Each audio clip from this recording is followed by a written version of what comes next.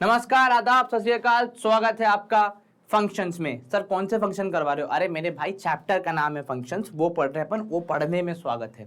ठीक है, आपका चैनल तो आपको पता ही है, फेवरेट मैग्नेट ब्रेन्स, जहाँ पे आपको मिलता है किंडरगार्टन से लेकर 12th तक का सारा education absolutely free of cost. ठीक है, so amazing, so beautiful, just looking like a wow, वैसा वाला हिसाब है अपना, है कि नहीं? तुम लोग तो बोलते ही हो नहीं ये चीज। चलो तो भैया अब अपन बात कर रहे हैं कि भैया क्लास 11th का फंक्शन चैप्टर जो अपन कवर कर रहे हैं, उसमें 9th चैप्टर जो है ये, उसमें आज अपन पढ़ने वाले हैं ग्राफ के बारे में। किसका भैया? फंक्शंस का ग्राफ तो बनता ही है, तो उनका ग्राफ कैसे बनता है, क्या समीकरण बनते हैं, उस बारे में अपन पढ़ेंगे और लगे हाथ एक्सरसाइज 9.3 को निपटा भी देंगे एग्जाम्पल्स करने के बाद।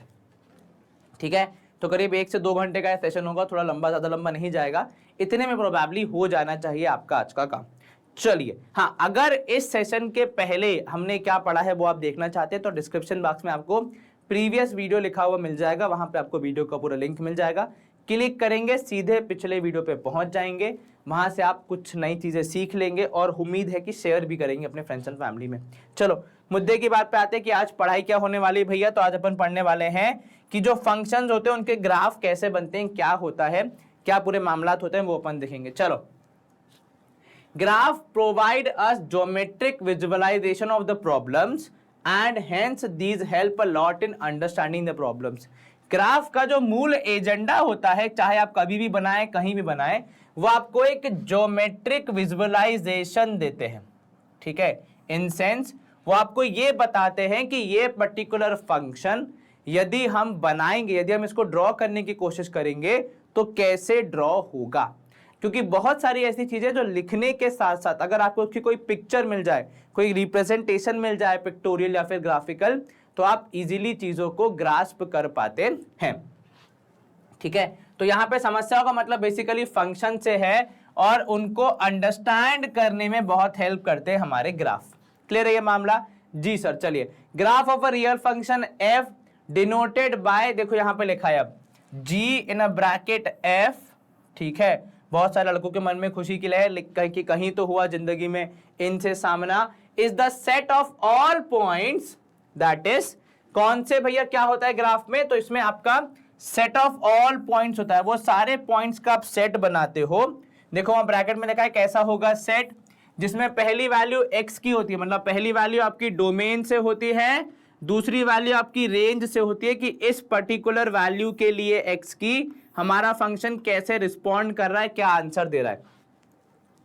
Of the plane where x belongs to df। What is df? यहां पे अगर हम सोचे तो सर ये डोमेन ऑफ द फंक्शन की बात कर रहे हैं। ठीक है, और देखो आगे क्या लिखा है ब्रैकेट में, आगे लिखा है, मतलब ब्रैकेट में नहीं, ऐसे लिखा है नॉर्मली, प्रिसाइजली, मतलब आपकी जो x की वैल्यूज हैं वो डोमेन से ही हो सकती हैं, तभी तो वो फंक्शन की वैल्यूज होंगी, है कि नहीं? क्लियर है ये मामला? जी सर। क्या करता है एक ग्राफ? ग्राफ हमारे जो भी फंक्शन हमें दिया गया है उसकी डोमेन की हर एक वैल्यू के लिए मिलने वाले आंसर को एक पेपर के ऊपर विजुअलाइज करवाता है, हमसे ड्रॉ करवाता है, जिससे हमें यह पता चलेगा कि ये फंक्शन कैसे काम कर रहा है, क्या इसका नेचर है।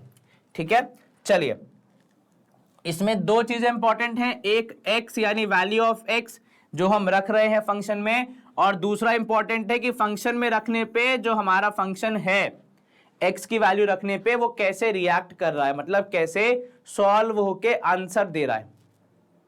ठीक है, एक x की वैल्यू, दूसरी आंसर जिसे हम y भी कहते हैं बहुत जगह पे। ठीक है, चलो, if the domain of a function f consist of finitely many points. ठीक है, जैसे मतलब कि भैया पॉइंट्स तो हैं लेकिन बहुत सारे हैं। देखो इनफाइनाइट मतलब जहां आप गिन नहीं सकते, लेकिन फाइनाइट में आप कह सकते हो कि बहुत सारे पॉइंट हैं पर गिन सकते हैं अपन अगर गिनना चाहें तो। Then the graph of function can be easily plotted in a plane. अगर उसके बहुत सारे पॉइंट्स हैं, फाइनाइट है लेकिन, तो उसका ग्राफ आप इजीली किसी भी प्लेन पे अर्थात ग्राफ पेपर पे ड्रॉ कर पाएंगे, प्लॉट कर पाएंगे। क्लियर है ये मामला? जी sir. But if the domain of F contains infinitely many points, मतलब वो ऐसा फंक्शन है जिसमें आप वैल्यू डालते जाओ आंसर आते जाएगा, वैल्यू डालते जाओ आंसर आते जाएगा, कभी खत्म ही नहीं होगा, तो आप उसको शायद सारे पॉइंट्स प्लॉट ना कर पाओ, कुछ प्लॉट पॉइंट करके मे बी प्लॉट करके आप थोड़ा सा अंदाजा लगा पाओ कि कैसा ये फंक्शन है। In such cases we plot enough points, वही मैं आपसे बात कर रहा था कि कुछ पॉइंट्स प्लॉट करके, कुछ का मतलब ये नहीं कि एक या दो कर दो, नहीं, कम से कम 5-6 प्लॉट करके थोड़ा आपको समझ में आए कि ग्राफ कैसे बन रहा है, ऊपर जा रहा है, नीचे जा रहा है, दाएं जा रहा है, बाएं जा रहा है, वो थोड़ी अंडरस्टैंडिंग डेवलप होने तक आप ग्राफ ड्रॉ करते हैं, आप पॉइंट्स को प्लॉट करते हैं, फिर उन्हें क्या करते हैं, उन्हें पॉइंट्स को, जो पॉइंट्स आपने ड्रॉ किए हैं या आपने आइडेंटिफाई किए हैं या प्लॉट किए हैं, जो भी वर्ड आप यूज करो, उन्हें ज्वाइन करते हो किससे, फ्री हैंड से। ठीक है, now what do you mean by free hand drawing? देखो मान लो आपके पास किसी ग्राफ पेपर पे फॉर एग्जांपल 3 पॉइंट है, मान लीजिए कि यहां पे है, ठीक है, एक यहां पे है और एक यहां पे है। अब जब मैं फ्री हैंड से बनाऊंगा तो मैं कुछ ऐसा ग्राफ बनाऊंगा, ठीक है, पर अगर मैं स्केल और पेंसिल के माध्यम से बनाऊंगा तो ऐसा ग्राफ बनाऊंगा, राइट, कि भैया स्केल रख के इन दोनों पॉइंट्स को जोड़ा, फिर स्केल रख के इन दोनों पॉइंट्स को जोड़ा। तो यहाँ पे कैसे ग्राफ बनाए जाते हैं, हमेशा पॉइंट्स को प्लॉट करने के बाद फ्री हैंड से लकीर खींची जाती है, ताकि बड़ी आसानी से एक आपको रफ एस्टिमेट मिल जाए, क्योंकि अगर आप सीधी सीधी लाइन खींचोगे तो बहुत बार वो सही फ्लो में नहीं जाता है ना। चलिए समझ में आ गए यहाँ पे? जी सर, क्या करना है आपको, फ्री हैंड से ड्रॉ करना है, इनफ पॉइंट्स प्लॉट करके। इनफ का मतलब क्या है, बहुत बार आपको 2 पॉइंट्स को प्लॉट करके ही समझ में आ जाता है कि ग्राफ कैसा रुख अपनाएगा। बहुत बार 5-6 पॉइंट लगते हैं ताकि क्लियर आइडिया मिल सके कि ग्राफ कैसा बिहेव कर रहा है। चलो, the following properties of a graph are worth observation. Graph की कुछ प्रॉपर्टीज होती हैं जो कि आपको एज अ स्टूडेंट पता होनी चाहिए, जो आपको बहुत हेल्प करेंगी। देखो, सबसे पहला, the graph of a function f is a subset of the plane and it is uniquely determined by the function. जो ग्राफ आप बनाते हो, ठीक है, वो आपके प्लेन का सबसेट है, मतलब प्लेन के अंदर आने वाले सारे ग्राफ में से कोई एक है, पहली चीज, ठीक है। दूसरी, it is uniquely determined by the function. ऐसा नहीं हो सकता कि किन्हीं 2 फंक्शन का ग्राफ एग्जैक्टली सेम हो जाए, हमेशा हर फंक्शन का एक यूनिक ग्राफ होता है। फंक्शंस का ग्राफ कभी भी रिपीट नहीं हो सकता, सेम नहीं हो सकता। क्यों? क्योंकि हर फंक्शन खुद में इंडिविजुअल काम करता है, वो अलग है, ठीक है। और इसीलिए जब आप वैल्यूज प्लॉट करते हैं, जब आप ग्राफ बनाते हैं, तो हर एक फंक्शन की खुद की एक आइडेंटिटी होती है, एक यूनिक चीज होती है जो कि उसके ग्राफ के थ्रू झलकती है और वो किसी से सेम नहीं हो सकती, ठीक है। For each C belongs to DF, यानी for every value that is coming from domain there exists exactly one point, ठीक है, C, FC। FC मतलब C रखने पे फंक्शन से मिलने वाली वैल्यू, ठीक है। तो ये क्या कह रहे हैं, इन G of F, यानी ग्राफ में ऐसा नहीं हो सकता कि किसी एक वैल्यू ऑफ डोमेन के लिए आपको 2 आंसर मिल जाए, नहीं, एक पॉइंट है तो एग्जैक्टली एक ही पॉइंट मिलेगा आपको। अगर 2 मिल रहे हैं, किसी एक पॉइंट के लिए 2 अलग अलग वैल्यूज मिल रही हैं, तो वो फंक्शन की परिभाषा के विरुद्ध जा रहा है, तो ग्राफ बनना फंक्शन का इम्पॉसिबल है। For the value of f at c is uniquely determined, वही जो उन्होंने बोला कि भैया जो फंक्शन की वैल्यू है जो आपको मिल रही है, कैसे, फंक्शन में c की वैल्यू रखने पे x की जगह पे, वो यूनिकली डिटरमाइंड होती है, वो कभी भी रिपीट नहीं हो सकती, ठीक है। इन सेंस कि फंक्शन में आपने x की जगह पे वो जो वैल्यू रखी, उससे आपको एक यूनिक आंसर ही मिलेगा, 2 आंसर्स नहीं मिल सकते, इम्पॉसिबल है ये चीज, ठीक है। ज्योमेट्रिकली इट मींस दैट अगर कोई वैल्यू हमारे डोमेन को बिलोंग करती है, then vertical line x equal to C, ये कौन सी लाइन होती है, देखो ये अपना ग्राफ हो गया, ठीक है। अब vertical line x equal to C मतलब मान लो यहां पे आपने बोला 5 है। अब जब मैं vertical line x equal to 5 बनाऊंगा तो मैं कुछ ऐसी बनाऊंगा, ठीक है। तो इनका क्या कहना है कि जो वर्टिकल लाइन बन रही है, ये क्या करेगी, ये ग्राफ को मीट करेगी एक ही पॉइंट पे। तो जब आप फंक्शन का ग्राफ बनाओगे और किसी वैल्यू के लिए उस फंक्शन को क्या आंसर मिलेगा, वो अगर डिटरमाइन करना चाहोगे तो आप क्या कर सकते हो, आप ग्राफ बना के ऐसी एक लाइन ड्रॉ करोगे जो कि आपकी x की वैल्यू के हिसाब से ड्रॉ होगी, तो वो ग्राफ को एक यूनिक जगह पे ही टच करेगी, दो जगह पे नहीं कर सकती। किसको, ग्राफ की बात कर रहा हूं मैं, ठीक है। यहाँ पे अगर वो दो जगह पे कर रही है मतलब हमने कुछ गड़बड़ करी है, मतलब हमारी x की एक ही वैल्यू के लिए दो आंसर्स मिल रहे हैं, विच is not acceptable.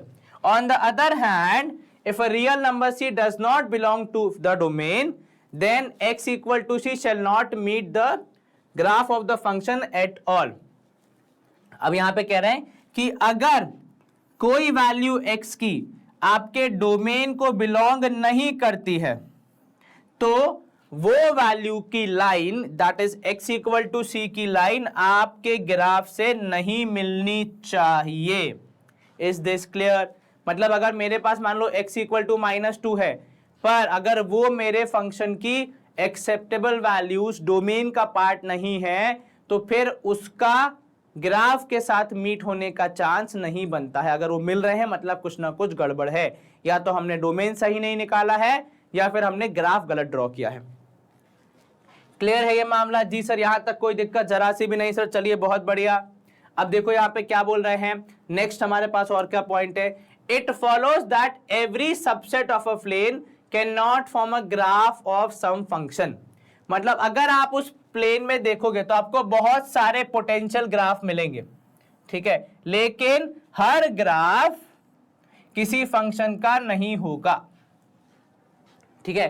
Can not form a graph of every function, ठीक है। मतलब बेसिकली उस प्लेन पे दिखने वाले सारे जो कर्व्स बनेंगे, सारे जो ग्राफ बनेंगे वो सब किसी फंक्शन के होंगे, ऐसा कोई रूल नहीं है। कुछ ऐसे ही अपने मन से भी घूम रहे हो सकते हैं।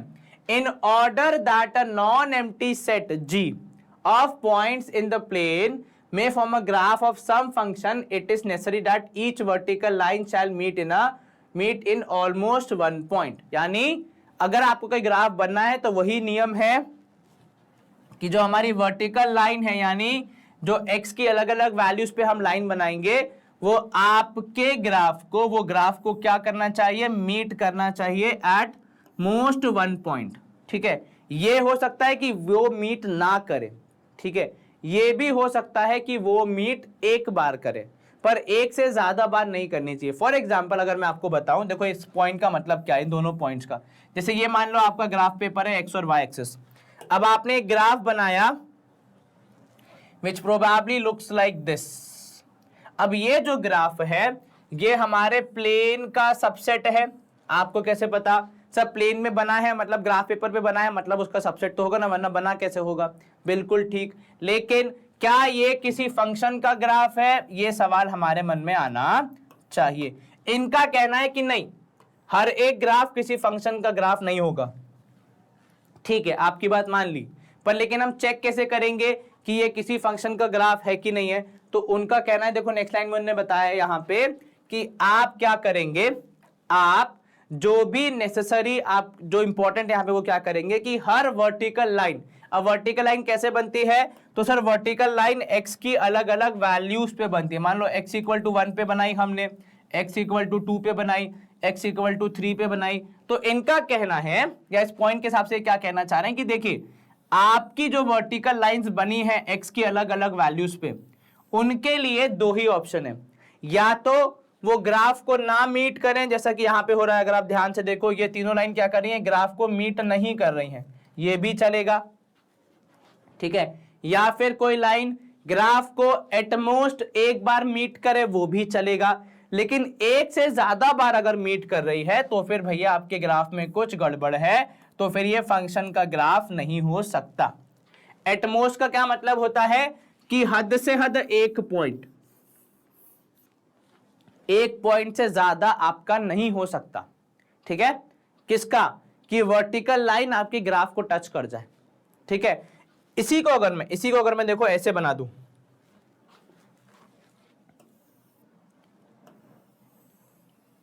तो यहां पे क्या हो रहा है, ये दोनों लाइन एक बार टच कर रही है, ये लाइन एक भी बार टच नहीं कर रही है, पर कोई भी लाइन दो बार तो टच नहीं कर रही ग्राफ को, तो जो दो बार टच करेगी वो फंक्शन का ग्राफ नहीं होगा। तो यहां पे हम ग्राफ देख के क्या बताएंगे कि अगर दिए गए ग्राफ को कोई वर्टिकल लाइन x की कोई वैल्यू 2 बार टच कर रही है, मतलब कहने का तात्पर्य मैथमेटिकली अगर हम देखें तो ये होगा कि x की किसी वैल्यू को फंक्शन में रखने पे आपको 2 आंसर मिल रहे हैं, तो वो केस एक्सेप्टेबल नहीं है, ये हम सबको पता है। The converse is also true, that is any set of points in a plane which does not satisfy this property cannot be the graph of a real valued function। वही बात कि ग्राफ नहीं हो सकता किसी भी फंक्शन का। Clear है ये कब? जब आपकी वर्टिकल लाइंस या फिर आपकी एक्स की अलग अलग वैल्यूज ग्राफ को 2 जगह पे टच कर रही हो। ठीक है, for example the following graph represent functions. ये देखो यहां पे एक्स पे बनाई गई वर्टिकल लाइन ग्राफ को एक जगह पे टच कर रही है, तो ये फंक्शन है। यहां पे देखो एक्स की बनाई हुई वर्टिकल लाइन ग्राफ को एक जगह पे टच कर रही है, ये फंक्शन का ग्राफ है। क्लियर हो गया मामला? फंक्शन का ग्राफ हम कैसे चेक करते हैं? हम यही देखते हैं कि एक्स पे बनाई गई वर्टिकल लाइन ग्राफ को कितनी जगह पे टच कर रही है। ठीक है, अब यहां देखो जो हमने एग्जांपल देखे थे कि एक्स की बनाई हुई वर्टिकल लाइन ग्राफ को 2 जगह पे टच कर रही है, मतलब ये किसी फंक्शन के ग्राफ नहीं हो सकते। यहां पे भी अगर आप देखोगे तो 2 जगह पे टच कर रही है, तो इनको आप फंक्शंस का ग्राफ नहीं बोलेंगे, एक ही जगह पे टच होनी चाहिए वर्टिकल लाइन। क्लियर है ये मामला? जी sir. The set of all X coordinates of the points of G will constitute the domain. तो आपकी जो एक्स की वैल्यूज हैं, एक्स कोऑर्डिनेट जो हैं वो आपके क्या होंगे?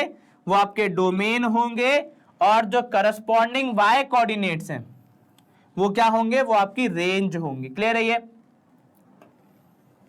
एक्स की वैल्यू आपके डोमेन, क्योंकि उसको रख के आप फंक्शन की वैल्यू बताएंगे, और जो वाई कोऑर्डिनेट्स मिल रहे हैं वो आपके हो जाते हैं रेंज। Is this clear?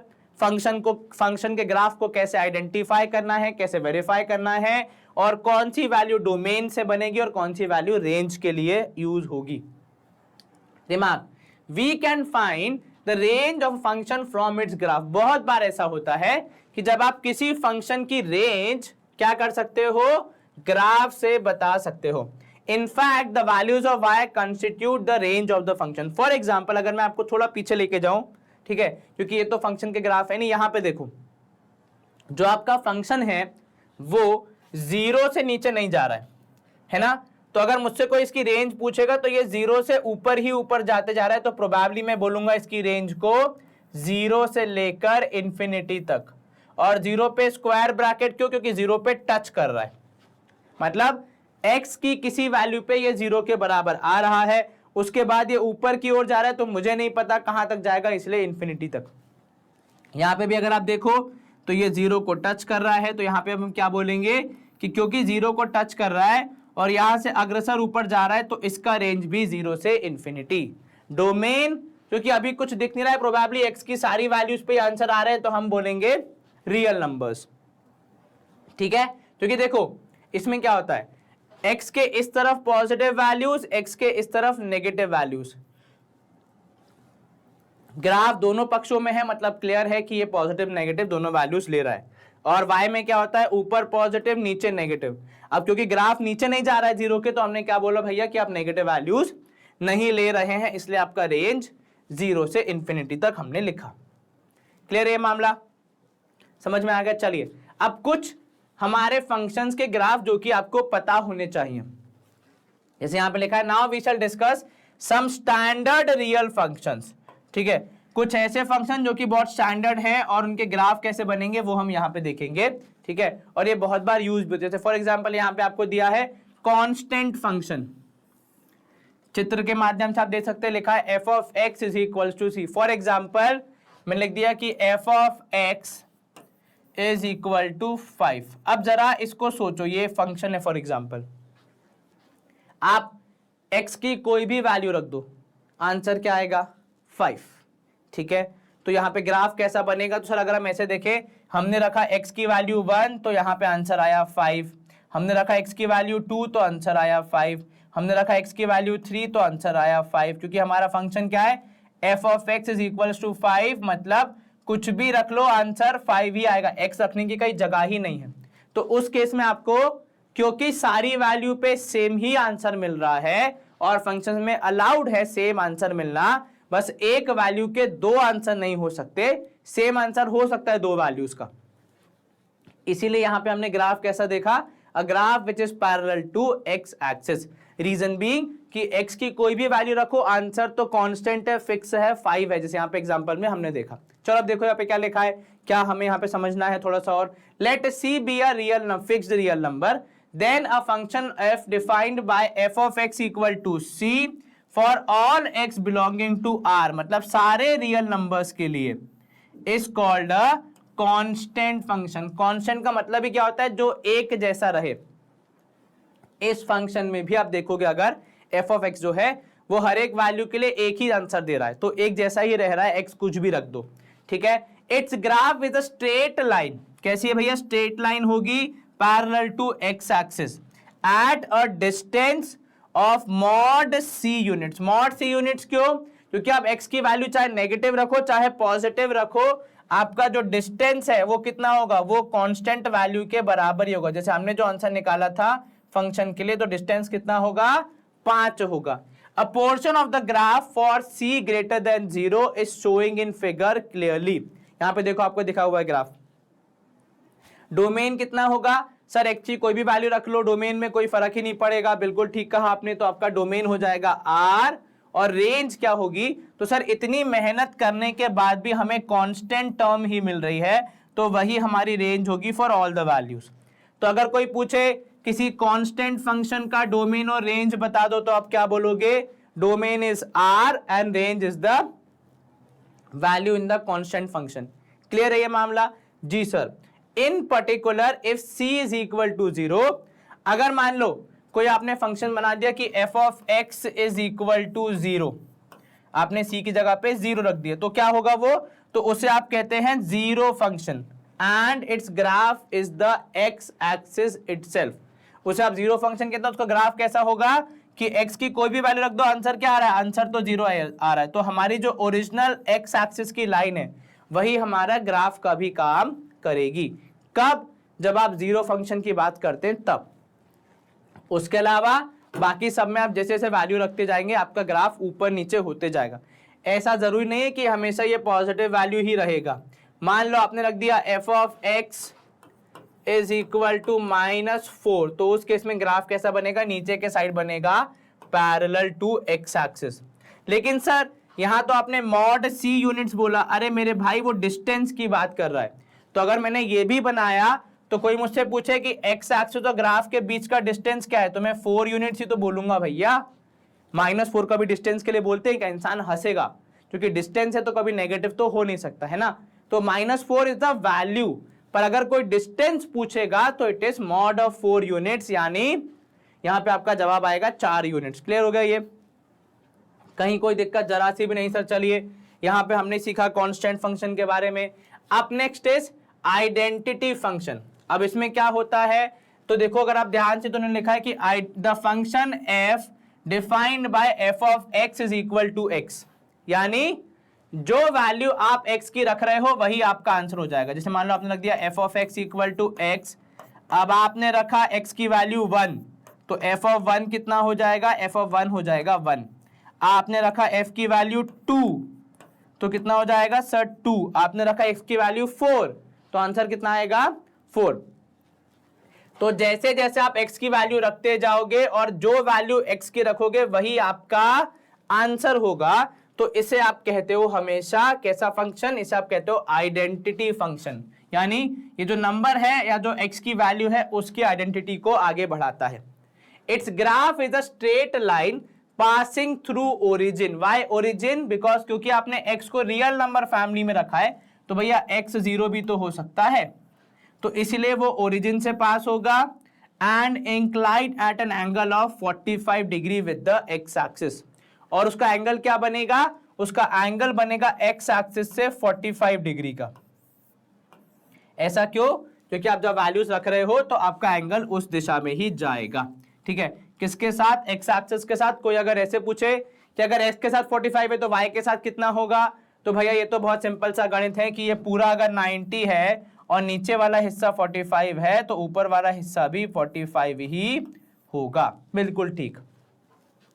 चलिए अब और हमें क्या देखना है, इसका डोमेन क्या होगा, सर x की कोई भी वैल्यू रख सकते हो, स्वतंत्र हो आप, और क्योंकि वही वैल्यू एज आंसर मिलेगी तो रेंज भी आपका ऑल रियल नंबर्स ही होता है। इज दिस क्लियर कि डोमेन भी all real numbers and range भी all real numbers for an identity function, ये हमने यहां पे सीखा। क्लियर हो गया मामला, कहीं कोई दिक्कत तो नहीं, जरा सी भी नहीं सर। तो पिछला वाला था कांस्टेंट फंक्शन, जहां x की कुछ भी वैल्यू रखो आंसर हमेशा कांस्टेंट आएगा। ये है आइडेंटिटी फंक्शन, जहां पे आप x की जो वैल्यू रखोगे वही आपको आंसर के रूप में मिलेगी। क्लियर है यहाँ पे? चलिए हम करते हैं स्क्रीन को clear and let's move to our next function. चलिए नेक्स्ट है अपने पास रेसिप्रोकल फंक्शन। अपन ने अभी क्या खत्म किया था सर? अभी अपन ने किया था आइडेंटिटी फंक्शन, अब अपन पढ़ रहे हैं अबाउट रेसिप्रोकल फंक्शन। अब इस फंक्शन में क्या होगा तो ध्यान से देखो, आपको लिखा है the function defined by f of x is equals to 1 upon x, यानी आपने x की वैल्यू को डिनोमिनेटर में भेज दिया, is called the reciprocal function. Its domain is set for all real numbers, मतलब x की कोई भी वैल्यू रख दो आपको इस फंक्शन में आंसर मिलेगा ही मिलेगा। I think except 0। Why except 0? Because sir अगर हम फंक्शन को देखें तो f ऑफ 0 हो जाएगा 1 upon 0 which is not defined, तो ग्राफ पे बनाएंगे कैसे? इसीलिए इसके डोमेन में सारे नंबर्स होते हैं एक्सेप्ट 0। ठीक है, अब इसकी रेंज क्या हो जाएगी? तो इसकी रेंज ही बहुत देख लो, बहुत सिंपल है, क्योंकि 1 अपॉन एक्स है तो 0 कभी आ ही नहीं सकता, क्योंकि अगर आपको किसी फ्रैक्शन को 0 बनाना है तो उसके न्यूमरेटर में 0 आना चाहिए, इसलिए यहां पे 0 एज आंसर नहीं आता, बाकी सारी वैल्यूज आ सकती हैं। अ portion of its graph is shown in figure, यहां पे आपको दिख रहा है, देखो कैसा होगा इसका ग्राफ। तो ये देखो जो x की सबसे क्लोजेस्ट वैल्यू है, ठीक है, वहां पे आप सबसे ऊपर जा रहे हो, और जैसे जैसे आप x में आगे बढ़ते जाओगे वैल्यू नीचे कम होती जाएगी। ऐसा क्यों होगा? क्योंकि सर अगर आप देखोगे, मान लो हमने एक लिया 1/2 विच इज f ऑफ 2, है ना, फिर लिया 1/3, फिर लिया 1/4, 1/5, तो अगर आप यहां पे देखोगे तो आपको ये समझ में आएगा कि जैसे जैसे नंबर इंक्रीज होते जा रहा है इसकी वैल्यू डिक्रीज होते जाएगी। And reason is very simple कि आप उसी 1 के पहले 2 हिस्से कर रहे हो तो 2 बड़े बड़े हिस्से होंगे, फिर 3 हिस्से करोगे तो थोड़े छोटे हिस्से होंगे, क्योंकि आपने उसी चीज को 3 पार्ट्स में बांट दिया, फिर उसी 1 को 4 पार्ट में बांट दिया, उसी 1 को 5 पार्ट में बांट दिया। तो ऐसे करते जब आप आगे बढ़ते जाओगे, x की वैल्यू बढ़ाते जाओगे, आपका जो रिजल्टेंट आंसर है, जो नंबर है, वो छोटा होता जाएगा। ठीक है, यहां पे जैसे अगर आप देखोगे इस पॉइंट पे प्रोबेबली जहां पे x और y दोनों 1 1 है, यानी x की वैल्यू भी 1 है और y की वैल्यू भी 1 है। ठीक है, ये वो पॉइंट आ गया। ऐसे ही अगर आप नेगेटिव वैल्यूज की तरफ देखोगे तो फर्क क्या आएगा? वही कैलकुलेशन लेकिन विद अ माइनस साइन, तो जो जवाब आएगा उसमें माइनस साइन आ जाएगा, इसलिए एग्जैक्टली वैसा ही ग्राफ लेकिन नीचे की तरफ। इसमें भी अगर आप देखोगे तो ये वाला जो पॉइंट है वो प्रोबेबली किसको रिप्रेजेंट कर रहा है? वो रिप्रेजेंट कर रहा है -1 को, यानी जब x की वैल्यू -1 है तो y की वैल्यू भी -1 होगी। यहाँ पे जब x की वैल्यू 1 है तो y की वैल्यू भी 1 मिलेगी। एंड जब आप यहाँ से आगे जा रहे हो तो वैल्यू कम होते जाएगी और धीरे धीरे ये ग्राफ x के साथ मिलता हुआ जाएगा, लेकिन ऐसे एग्जैक्टली मिलेगा नहीं, पर उस मिलने की तरफ वो आगे बढ़ता रहेगा। This is a reciprocal function, जहां पे आप रेसिप्रोकल कर देते हैं x की वैल्यू का। क्लियर है ये मामला? बड़ी आसानी से सर। चलिए रेसिप्रोकल फंक्शन समाप्त। नेक्स्ट है square root function. The function f defined by f of x is the square root of x is called the square root function. जैसा नाम वैसा ही काम, तो f of x is square root of x। चलिए इसका domain क्या होगा? डोमेन इसका इन्होंने लिखा कि 0 से लेकर इंफिनिटी तक। क्यों भैया, क्यों 0 से लेकर? क्योंकि सर रूट के अंदर कभी भी नेगेटिव वैल्यू नहीं जाती है ना, इसीलिए जो डोमेन है वो 0 से इंफिनिटी तक होगा। और अ portion of its graph is shown in clearly, range है इसकी 0 से लेकर इंफिनिटी तक, तो रेंज भी क्या है? 0 से लेकर इंफिनिटी तक ही है। Is this clear? जी सर, कहीं कोई दिक्कत तो नहीं? जरा से भी नहीं सर, बड़ी ही आसानी से हो गया। ग्राफ ये जैसे आपको अगर याद हो आइडेंटिटी फंक्शन में ऐसे जाता है, इसमें ऐसे नहीं जाएगा, इसमें हल्का सा कर्व होके जाता है, पर लेकिन विथ टाइम इंक्रीज होता रहता है। इसकी रेंज क्या बताई इन्होंने रेंज बताई 0 से लेकर इंफिनिटी तक होगी इसकी रेंज। Is it clear? कहीं कोई दिक्कत तो नहीं? जरा सी भी नहीं सर, बड़ी आसानी से मिल गया हमें रेंज भी और आपका डोमेन भी। चलिए पॉलिनोमियल फंक्शन ये हम देख चुके हैं। ये अब एक जनरल है जो कि सारे पॉलिनोमियल्स को रिप्रेजेंट कर रहा है, ठीक है। इसमें क्या होगा, इसमें वेरिएबल्स की अलग अलग पावर होंगी, उनके कुछ साथ में कोएफिशिएंट्स होंगे और ये एफ ऑफ एक्स को डिफाइन करेंगे, ठीक है। अब इनका ग्राफ कैसा बनेगा, तो देखो इसमें क्या होता है, डोमेन और रेंज आप अलग अलग निकालते हो। आमतौर पे जो आपका डोमेन होता है वो आर यानी रियल नंबर्स होता है, अदरवाइज बेस्ड ऑन क्वेश्चन आप डोमेन पता करते हैं, ठीक है। जैसे आपको अगर याद हो कक्षा 9वीं 10वीं में आपने पढ़ा है कि अगर आपका जो पॉलिनोमियल है उसका हाईएस्ट पावर 1 है, यानी वो क्या है, जी हाँ हाईएस्ट पावर 1 वाला है, जिसको हम कहते हैं किसमें, क्या कहते हैं उसको वाला, लीनियर पॉलिनोमियल है, तो उसका ग्राफ कैसा होगा सर, उसका ग्राफ स्ट्रेट लाइन होगा। बिल्कुल ठीक कहा। अगर वो पावर 2 वाला है तो प्रोबेबली ऐसा पैराबोला बनेगा, या तो ऊपर की तरफ या नीचे की तरफ, राइट, याद आया, या फिर दाएं या बाएं शिफ्ट हो सकता है, लेकिन ऐसा ही कुछ बनेगा, ठीक है। अगर क्यूबिक है तो आपको याद होगा, आपने पढ़ा है 9वीं 10वीं में कि क्यूबिक है तो फिर ग्राफ जो बनता है वो ऐसे कुछ टर्न्स लेता है, ठीक है, याद आया जी सर। और अगर बाय क्वाड्रेटिक है यानी पावर 4 वाला है तो और ज्यादा टर्न्स लेता है, ठीक है। तो ऐसा ही कुछ मामला होता है, पावर 2 तो 1 टर्न, पावर 3 तो 2 टर्न, पावर 4 तो 3 टर्न्स आते हैं उसके ग्राफ में। लेकिन आपको इतना कुछ ड्रॉ करने की जरूरत नहीं है, वो हम क्वेश्चन के हिसाब से जब भी हमारे पास सवाल आएगा ग्राफ ड्रॉ करने का, हम उससे डील करेंगे।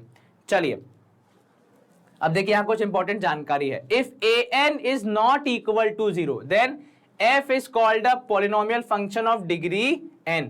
If n is equal to क्या n, it is called a linear function. यदि n की वैल्यू है 2 तो आप उसे कहेंगे क्वाड्रेटिक फंक्शन, जो मैं आपसे चर्चा कर रहा था। यदि n की वैल्यू है 3 तो आप उसको कहेंगे क्यूबिक फंक्शन, 4 है तो कहेंगे बाई क्वाड्रेटिक फंक्शन, और 5 है तो सिर्फ पॉलिनोमियल यूज कर लेते हैं अपन, ठीक है।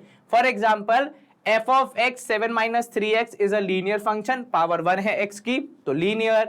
अगर पावर 2 हो जाती है तो आप उसको क्वाड्रेटिक कहते हैं। इन particular f of ai is equal to 0 for all I greater than equal to 1, then the polynomial function reduces the to constant function f of x is equals to a0। Sir इसका क्या मतलब है, देखो वो ऐसा कह रहे हैं कि यदि किसी पर्टिकुलर वैल्यू पे आपका पॉलिनोमियल 0 के बराबर हो जाता है तो फिर आप वहां से कांस्टेंट फंक्शन को भी के तौर पे भी रिड्यूस कर सकते हैं, वो जो वैल्यू आई है उसके तौर पे रिड्यूस कर सकते हैं, a0, ठीक है।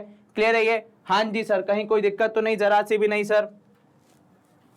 या आप इसको ऐसे भी समझ सकते हैं बेसिकली कि ऐसा पॉलिनोमियल जिसमें वेरिएबल जो है अपना x है उसकी पावर 0 है, तो in that case it is a constant function, क्योंकि अगर x की पावर 0 हो जाएगी तो सारे x के वेरिएबल हट जाएंगे, केवल एक नंबर बचेगा, which is also known as a constant function. Is this clear? जी सर, कहीं कोई दिक्कत तो नहीं, जरा सी भी नहीं सर। चलिए बहुत बढ़िया, आगे देख लेते हैं।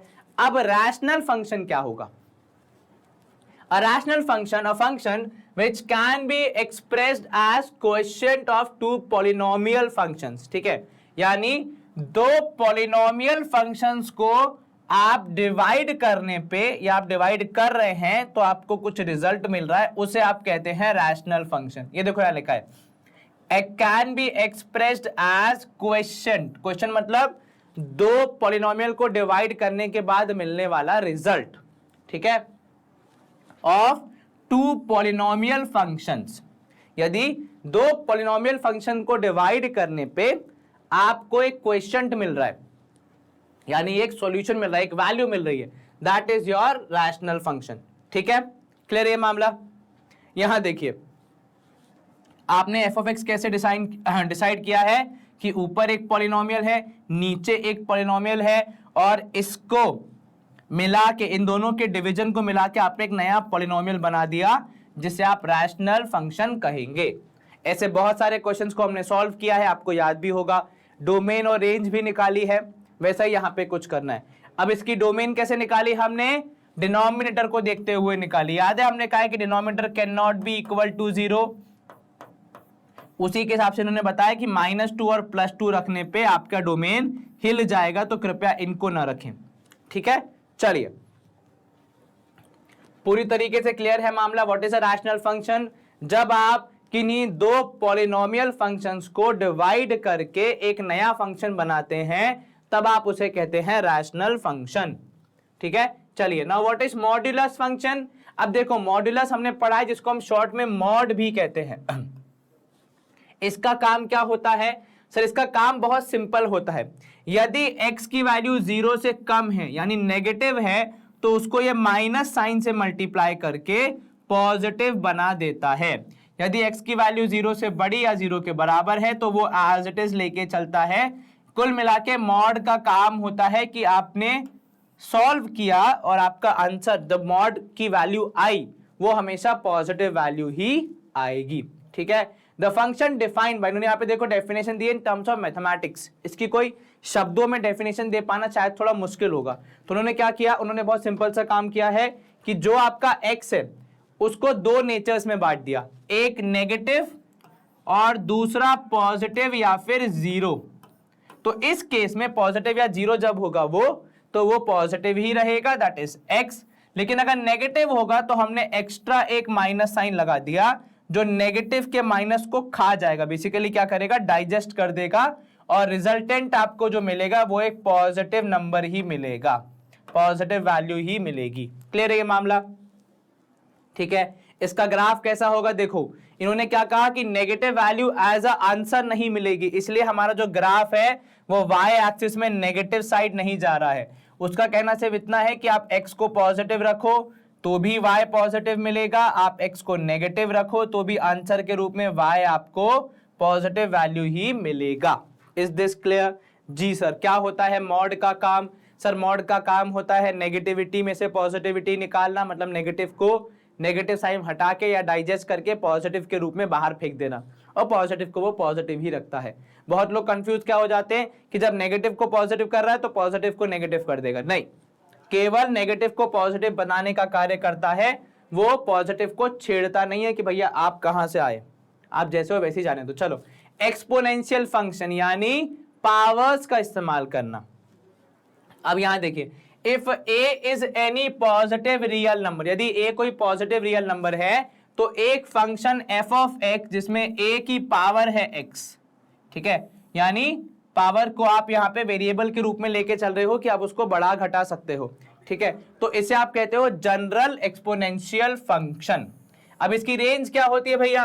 क्योंकि आप x को पावर में लेके जा रहे हो तो आप रियल नंबर्स के लिए इसको रेंज में डोमेन में रख देते हो। रीजन बीइंग कि कुछ भी पावर लगा दो, हर पावर का सॉल्यूशन तो है, ऐसी कोई दिक्कत तो नहीं आएगी। ठीक है, अब इस फंक्शन में देखो आपने क्या लिखा है, डेफिनेशन क्या है, a की पावर में x, मतलब a की अलग अलग पावर, किसी नंबर की अलग अलग पावर्स को लेके चलना। कुछ नियम जो हम फॉलो करते हैं, जैसे कि a की पावर 0 है तो 1 बोलेंगे, अगर बेस सेम है और मल्टीप्लीकेशन में है तो पावर ऐड हो जाती है, अगर ब्रैकेट का इस्तेमाल हो रहा है तो अंदर और बाहर की पावर आपस में मल्टीप्लाई हो जाती है, अगर माइनस साइन है पावर में लगा हुआ तो मतलब पावर डिनोमिनेटर में चले जाती है। ग्राफ कैसा बनता है इसका? प्रोबेबली ऐसा ही बनता है, लेकिन आप इसको थोड़ा सा डिपेंडिंग ऑन कितनी पावर है उतना पतला या मोटा कर देते हैं। मतलब फॉर एग्जांपल जैसे अगर आप देखोगे तो कुछ ग्राफ इसमें ऐसे दिखेंगे आपको कि इतने संकीर्ण है, रीजन बीइंग कि आपने हल्की सी भी पावर बढ़ाई, जैसे आपने मान ली पावर 1 रखी थी तो किसी की पावर 1 तो बहुत कम होती है, लेकिन पावर 2 रख दिया आपने तो ये ऊपर चढ़ जाता है, क्योंकि पावर 2 रखने पे वैल्यू बहुत ज्यादा बढ़ जाती है। फॉर एग्जांपल 5 की पावर 1 इज 5, 5 की पावर 2 इज 25, तो एक पावर बढ़ाने से मेरा नंबर 5 से सीधा 25 हो गया, इतना ज्यादा बढ़ गया, इसलिए वो स्टीप होते जाता है बहुत बार। ठीक है, चलो यहां पे हम करेंगे स्क्रीन को clear and let's move to next part. अब यहां पे देखिए हमने जो सारे केसेस डिस्कस किए जहां पे a की पावर x था उसके आपको ग्राफ दिखाया जा रहा है यहाँ पे, ठीक है, जो कि आपके लिए बहुत इंपॉर्टेंट है ग्राफ समझना। ठीक है, चलो अब देखो यहाँ पे ग्राफ क्या कह रहा है, यदि f ऑफ x है a की पावर x तो आपका ग्राफ कुछ ऐसा बनेगा। जब पावर नेगेटिव की तरफ जाएगी, मतलब x की वैल्यू नेगेटिव जाएगी तो पावर नेगेटिव की तरफ जाएगी, तो वो कम होते जाएगा और धीरे धीरे जो गैप है होते जाएगा टुवर्ड्स इंफिनिटी। है। लेकिन जब आप इंक्रीज करेंगे पॉजिटिव नंबर की तरफ आगे बढ़ेंगे तो कुछ तरीके से ग्राफ ऊपर चढ़ेगा। ये जो पॉइंट बताएगा इस पॉइंट पे x की वैल्यू होगी, तो सर अगर हम ध्यान से देखें तो इस पॉइंट पे हमारा x जाएगा 0, मतलब यहां पे आ जाएगी a to the power 0 which is equal to 1। तो this point represents that situation जहां पे आपका 1 होगा y की वैल्यू और x की वैल्यू होगी 0। ठीक है, अब अगर उन्होंने पावर का 0 से 1 के बीच में, उस केस में क्या हो जाता है, तो भैया उस केस में ये हो जाता है यहां पे कि जब आपकी पावर 0 से 1 के बीच में होती है तो ग्राफ कुछ इस तरीके से आता है। ठीक है, हाईएस्ट यहां पे आप देखोगे अगर तो वो नेगेटिव पावर की तरफ हो रहा है। ठीक है, जब पावर आपकी नेगेटिव जा रही है और फिर ये नीचे आते जा रहा है when you are moving towards the x. Clear है ये मामला, कहीं कोई दिक्कत तो नहीं, जरा सी भी नहीं सर। चलिए बहुत बढ़िया, स्क्रीन को क्लियर करते हैं। ये हो गया हमारा ग्राफ खत्म। अब यहां पे देखो क्या बोल रहा है, in particular if a is equal to 1, यदि a की वैल्यू 1 है तो f ऑफ x क्या हो जाएगा, f ऑफ x हो जाएगा 1 की पावर x। अब 1 की पावर कुछ भी ले लो, जवाब क्या आएगा, 1 ही आएगा। तो कुल मिला के जब पावर 1, जब a की वैल्यू 1 हो जाती है तो आपका जो फंक्शन है वो किस में कन्वर्ट हो जाता है, कांस्टेंट फंक्शन में चेंज हो जाता है। वैसे किस में था सर, वैसे था वो एक्सपोनेंशियल फंक्शन, ये देखिए यहां पे लिखा है एक्सपोनेंशियल फंक्शन पर, लेकिन अगर a की वैल्यू है 1 तो वो कांस्टेंट फंक्शन में चेंज हो जाएगा। अब यदि a की वैल्यू 1 नहीं है, कोई और वैल्यू है, ठीक है, उस केस में रेंज क्या होगी, तो आपकी रेंज हो जाएगी 0 से लेकर इन्फिनिटी तक। And if a equal to 1 है तब आपकी रेंज हो जाएगी 1 के बराबर ही। ठीक है, तो अलग अलग केसेस में अलग अलग रेंज। यदि a की वैल्यू 1 के अलावा कुछ और है तो वो कांस्टेंट फंक्शन नहीं बनेगा, तो उसकी रेंज होगी 0 से इन्फिनिटी। पर यदि a की वैल्यू है 1 तो वो कांस्टेंट फंक्शन बन जाएगा और रेंज हो जाएगी उसकी 1 के बराबर ही, क्योंकि for any power of 1 answer is 1 only. चलिए, in particular if a is equal to e, जो आपको पता है e एक मैथमेटिकल वैल्यू है जो कि बहुत जगह पे यूज होती है। देखो यहां पे लिखा है the base is e, that is an irrational number whose approximate value is 2.71828। ये बहुत जगह पे यूज होती है मैथमेटिक्स में।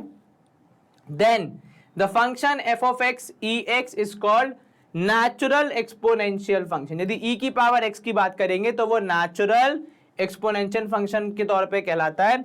इसकी डोमेन हो जाएगी r यानी रियल नंबर्स, मतलब आप x में कोई भी पावर रख सकते हो, और रेंज हो जाएगी 0 से लेकर इन्फिनिटी तक। इज दिस क्लियर, कहीं कोई दिक्कत तो नहीं, जरा से भी नहीं सर। ये किसके लिए था, जब आप e की पावर x की बात करते हो उस वाले केस की चर्चा थी यहाँ पे। चलिए, अब आ जाता है लॉग, लॉगरिथमिक फंक्शन। आपने लॉग के बारे में पिछले कुछ सेशन में पढ़ा है, चैप्टर्स हमने कवर किए हैं, वहां पे हमने लॉग के नियम कायदे कानून देखे हैं। ठीक है, अब लॉग के केस में क्या होगा कि if a is a real positive real number and is not equal to 1 and x is a positive real number, then logarithmic function is base a। तो जो a है यहाँ पे वो आपका बेस होगा। तो देखो यहाँ पे लिखोगे y is equals to log of x to the base a, या फिर आप इसको ऐसे भी कहते हो कि x is equals to a की पावर y। आपने लॉग को हटा दिया, बेसिकली उसका रिवर्स मैथमेटिकल ऑपरेशन कर दिया। ठीक है, इसका डोमेन क्या होगा किसी भी लॉग वाले फंक्शन का, सर डोमेन हो जाएगा 0 से इन्फिनिटी तक, क्योंकि नेगेटिव वैल्यूज आप रखते नहीं, और रेंज हो जाएगी आपकी ऑल रियल नंबर्स। यहां पे देखो आपको ग्राफ दिया है, यदि a की वैल्यू 1 से बड़ी है तो आपका लॉग का ग्राफ कुछ ऐसा बनेगा, यदि a की वैल्यू 0 से बड़ी और 1 से छोटी है तो कुछ ऐसा बनेगा आपका यहाँ पे ग्राफ। इज दिस क्लियर, कहीं कोई दिक्कत तो नहीं, बिल्कुल नहीं सर।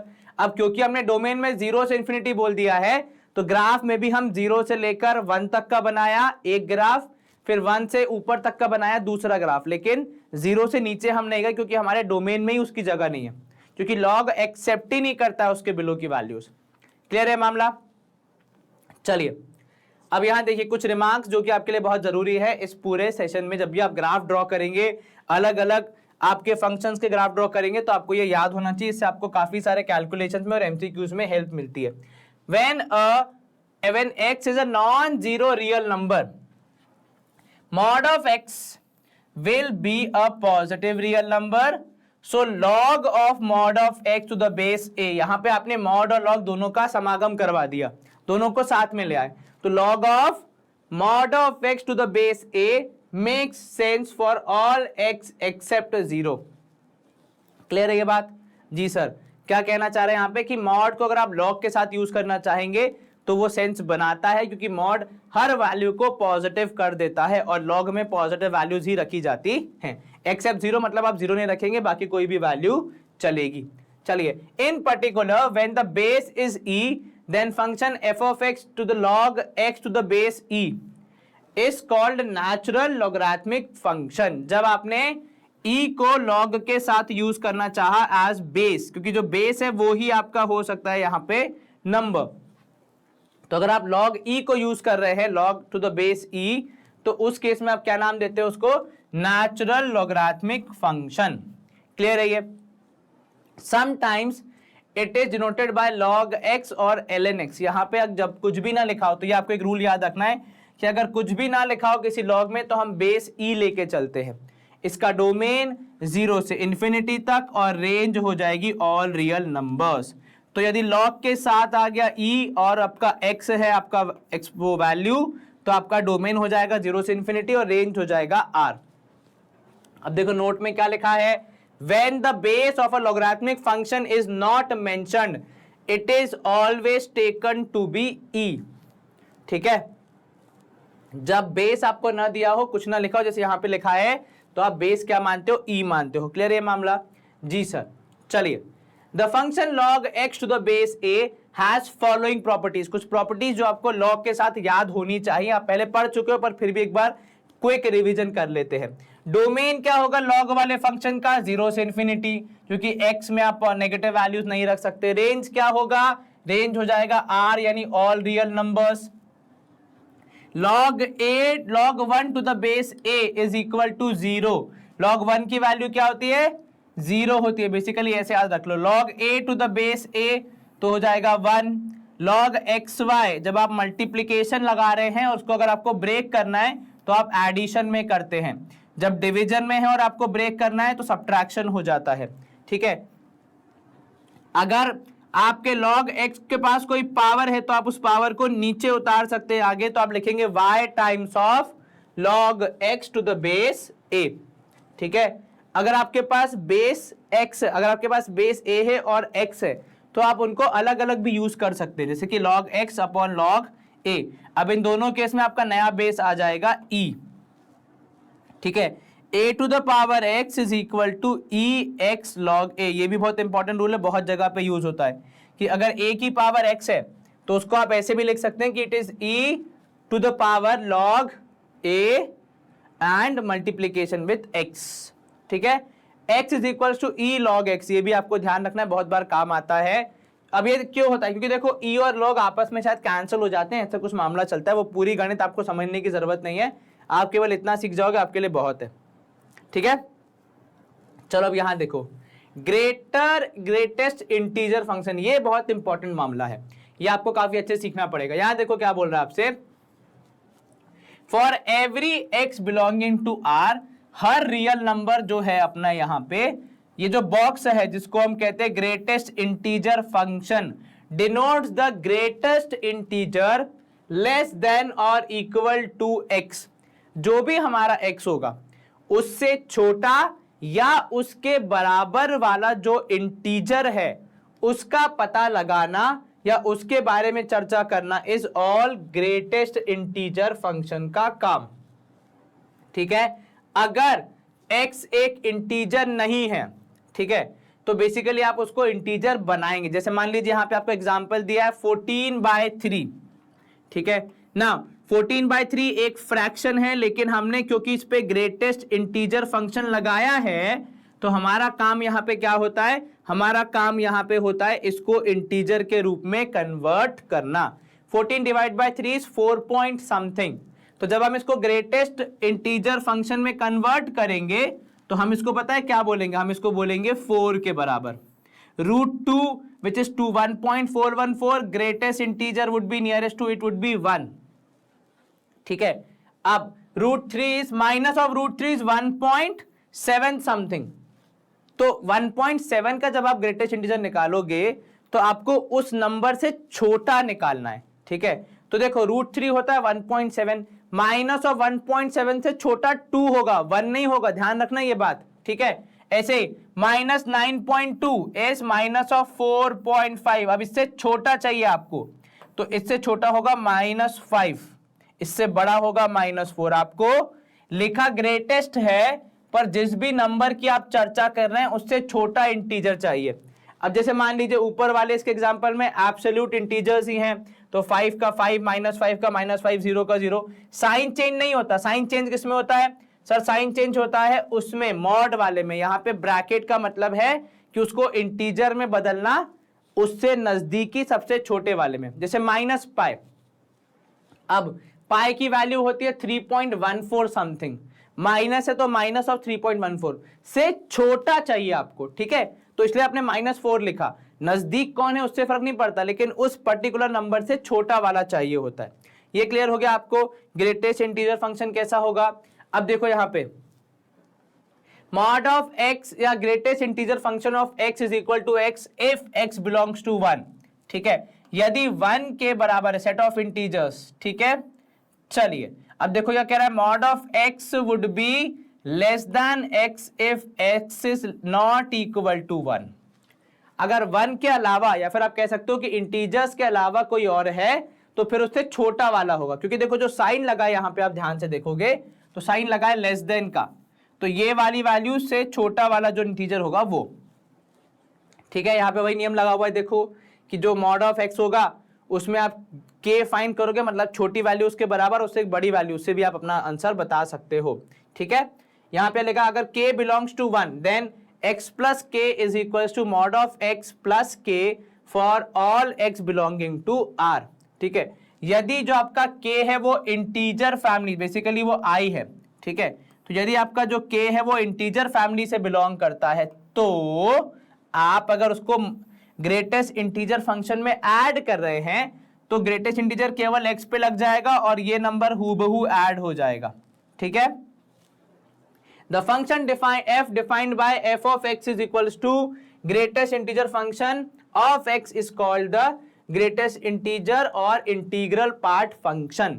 इसका domain is all real values, ठीक है। It is also called a step function. क्यों? क्योंकि आप एक स्टेप पीछे आ जाते हो संपूर्ण स्टेप पे, यानी एक कंप्लीट नंबर पे। चलिए यहां देखिए, जैसे यहां पे आप कह रहे हैं कि यदि नंबर -2 से -1 के बीच में होगा तो उसका ग्रेटेस्ट इंटीजर कौन सा होगा? -2 होगा। यदि नंबर 1 और 0 के बीच में है तो -1 होगा, 0 और 1 के बीच में है तो 0 होगा, 1 और 2 के बीच में है तो 1 होगा, 2 और 3 के बीच में है तो 2 होगा। इसी तरीके से पूरा मामला चलेगा। अब इसका ग्राफ देखिएगा, ठीक है। ग्राफ में अगर आप नोटिस करेंगे तो ये जो नंबर है ना, देखो यहां पे एक तरफ खाली सर्कल है, एक तरफ भरा हुआ सर्कल है। सर इसका क्या मतलब होता है? देखो इसका मतलब ये होता है कि जिस तरफ भरा हुआ सर्कल है वो नंबर इसमें शामिल है, ठीक है, और इसके अलावा जो सारी वैल्यूज है इनके बीच में वो सब इसी वैल्यू की ओर बढ़ेंगी, इसी को फॉलो करेंगी भरे हुए की तरफ, ठीक है।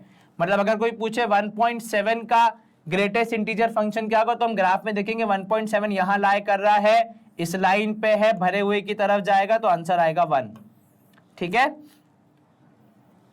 तो जो उस पूरे इंटरवल के लिए आंसर है उस गोले को आप फिल कर दे। जैसे यहां पे अगर आप देखोगे 2 और 3 के बीच में जो आपका ग्रेटेस्ट इंटीजर है वो कौन सा होगा?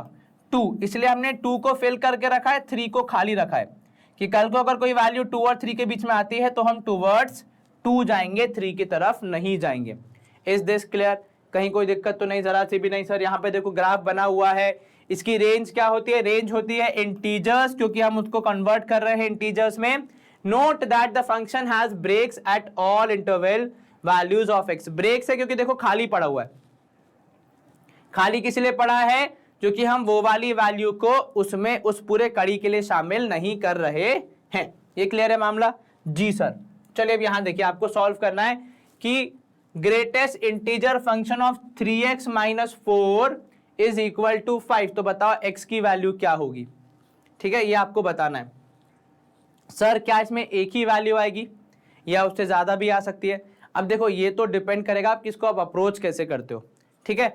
चलो अब 3x - 4 इक्वल टू 5 ये मेरे पास इक्वेशन है। कैसे सॉल्व करूंगा मैं इसको? तो सर अगर मैं ऐसे ही जनरली सॉल्व करूं तो 3x minus 4 would be equal to 5। तो यहां पे आप करोगे 3x इक्वल्स टू 5 प्लस 4, ठीक है, तो 3x आ जाएगा 9 के बराबर, और यहां पे x आ जाएगा 9 divide by 3, that is x is equals to 3, ठीक है। तो अगर x की वैल्यू 3 होगी तो उसका ग्रेटेस्ट इंटीजर फंक्शन जो है वो 5 के बराबर होगा। लेकिन क्या ये इकलौती वैल्यू है जिसपे ये मामला चलेगा? ठीक है, what if I put x की वैल्यू एज 3.5? सर उसमें अगर आप ऐसा करेंगे तो 3.5 इंटू 3 इज 10.5, 10.5 माइनस 4 करेंगे तो वो हो जाएगा 6.5। तो नहीं, 3.5 नहीं चलेगा। तो क्या भैया नीचे की तरफ जाओ, मैं मे बी 2.9 कितना होगा? तो सर 3 इंटू 2.9 अगर मैं करके देखूं तो वो हो जाएगा 3 9 27, 7 यहाँ 2 ऊपर, और अगर मैं ऐसे देखूं तो प्रोबेबली वो होगा कितना, 3 2 जा 6 7 8.7 माइनस 4 किया तो सर 4.7, इसका ग्रेटेस्ट इंटीजर फंक्शन तो वो तो 4 होगा, तो ये भी नहीं है 2.9। सर 3 के आगे ही बढ़ना पड़ेगा आपको, बिल्कुल ठीक कहा आपने। अगर आप देखोगे 3.1 इंटू 3 कितना होगा? सर ये हो जाएगा 3 1 जा 3, 9.3, चाल से 9.3 माइनस 4 इज 5.3, चलेगा। 3.2 अगर होगा तो, अगर मैं 3.3 भी देखूं तो 3 3 9, ठीक है, और ये 3 3 9, तो यहाँ पे हो गया 9.9, ठीक है। अब 3.4 अगर मैं देखूं तो प्रोबेबली वो ऊपर जा रहा है, तो 4 3 12, 1 कैरी, 3 से 9 1 10, जी हाँ बिल्कुल 3.4 ऊपर जा रहा है। तो सर क्या आप 3.39 भी चेक करना पड़ेगा क्या कि ये ऊपर जा रहा है कि नहीं जा रहा है? ऐसे कैसे हम करेंगे सॉल्व? बात तो तुम्हारी बिल्कुल सही है यार। 9 3 27, 7 यहाँ 2 ऊपर, 3 3 9, 10 11 जा रहा है, तो ये 10.17 नहीं चलेगा क्योंकि ये 5.17 हो जाएगा। तो जवाब क्या होगा फिर? सर 10 माइनस 4 है 6.17, तो 6 हो जाएगा, तो वो नहीं चलेगा। तो कैसे, क्या 3.3 तक लिख दूं या 3.35 तक लिखूं, कैसे लिखूं? तो सर 5 3 15, 5 यहाँ 1 कैरी, 3 3 9, 1 10, तो 0 यहाँ 1 ऊपर, 3 1 3 3 9 1 10, 10.05 विच इज 6.05 ना। तो सर 3.3 ऐसे करके मल्टीप्लाई करके कब तक करते रहेंगे? सर बताओ क्या होगा इसका आंसर? चलो देखो, अब मैं आपको बताता हूं इसको सॉल्व करने की असल तकनीक। देखो ये कह रहे हैं कि इस पे ग्रेटेस्ट इंटीजर फंक्शन, जिसके हम GIF भी बोलते हैं, वो लगाने के बाद जवाब आ रहा है 5, ठीक है। इसका क्या मतलब होगा कि सर इस एक्सप्रेशन की वैल्यू 5 से बड़ी है, ठीक है, या फिर 5 के बराबर है, तो वो 5 बन जाता है, ठीक है, या फिर वो 6 से छोटी है, क्योंकि अगर 6 से बड़ी हो जाएगी तो फिर हमारे जो GIF है उसके बाहर चली जाएगी, तो जवाब हो जाएगा 6, जो मैं आपसे डिस्कस कर रहा था अभी मल्टीप्लाई कर करके। तो इस केस में हम क्या करते हैं, हमारे एक्सप्रेशन को कुछ इस तरीके से एक्सप्रेस करते हैं कि भैया ये 5 के बराबर या 5 से बड़ा होगा तो इसका GIF 5 हो जाएगा, और 6 से छोटा होगा तो भी GIF 5 हो जाएगा। तो सॉल्व कैसे करेंगे इसको? अब जैसे यहां पे -4 है सब जगह पे, तो मैं यहां पे लिखूंगा add 4 to all sides। इसका क्या मतलब होगा? सर इसका मतलब बहुत सिंपल है कि देखिए यहाँ पे 5 पहले से है, उसमें आप 4 ऐड करेंगे, यहाँ पे 3x माइनस 4 है, इसमें भी 4 ऐड होगा, और ये 6 में भी 4 ऐड होगा। तो मैं वो कार्य कर देता हूं कि +4, यहाँ पे भी +4 एंड इधर पे भी +4। रिजल्टेंट क्या होगा? सर 5 और 4 मिलके हो जाएंगे 9, और इधर पे प्लस और -4 जो है वो हो जाएंगे कैंसल, इधर पे हो जाएगा 10। अब नेक्स्ट स्टेप क्या होगा? डिवाइड ऑल साइड्स बाय 3, ठीक है। अब हम क्या करेंगे, सारे साइड्स को 3 से डिवाइड करेंगे, तो क्या मिलेगा? सर यहाँ मिलेगा 9/3, अगर मैं लिखूं इसको अलग कलर से भी मैं लिखूंगा, is greater than equal to 3x/3 and 10/3। What is the result of this? तो सर अब हमें मिल जाएगी, देखो एक तो 3 से 3 कैंसिल हो गया, तो हमें एक्चुअल वैल्यूज मिल जाएंगी कि जो आपका x है वो 3 से बड़ा होगा, ठीक है, और 10/3 से छोटा होगा, विच इज 3.33 से छोटा। तो मुझे वैल्यूज मल्टीप्लाई करने की जरूरत नहीं है, मैं इस तरीके से अपना कार्य कर सकता हूं कि x कहां से कहां तक होगा, तो x की वैल्यू 3 से बड़ी, 3 के बराबर या 10.10/3 से छोटी होगी, क्योंकि अगर ये बराबर हो जाएगा तो 6 में चले जाएगा, which is the next GIF। लेकिन हमें 5 पे रोकना, इसलिए हम 10/3 को भी नहीं छुएंगे, उससे पहले ही खत्म कर लेंगे। क्लियर है ये मामला?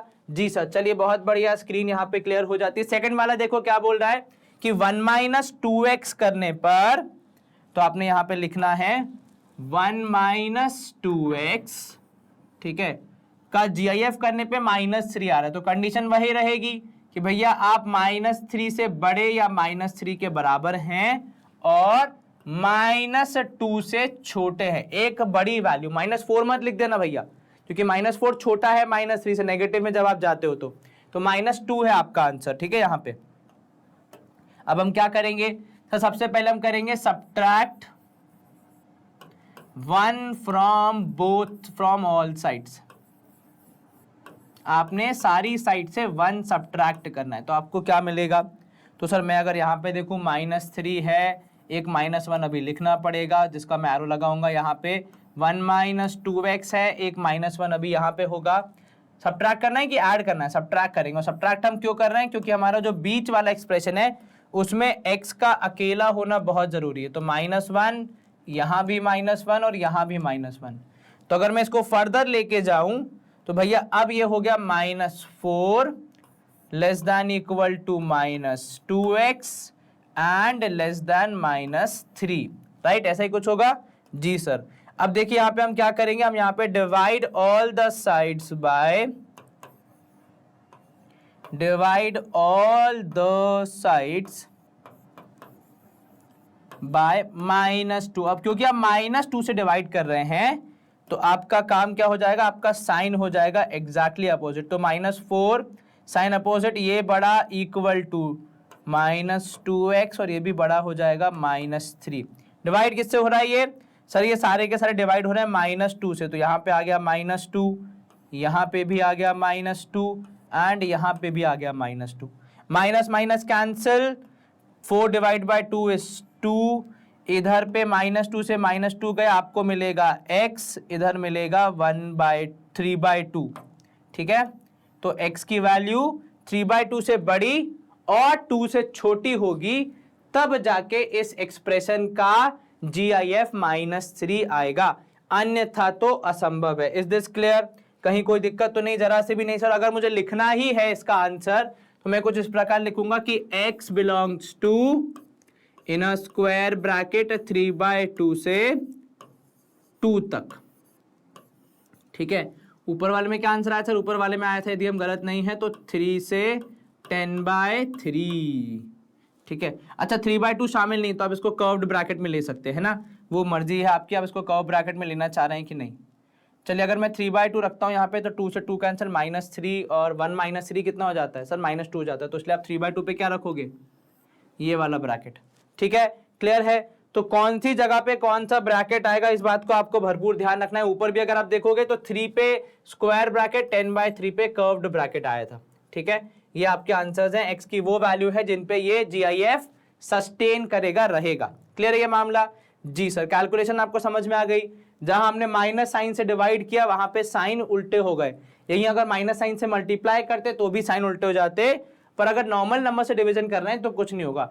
If a function R is defined by f of x is 2 की power x, then range of the function आपको बतानी है सबसे पहले, फिर x such that f of x equals to 1 and also prove that f of x plus y is equal to f of x into f of y। चलिए सबसे पहले तो इसकी रेंज की चर्चा करते हैं।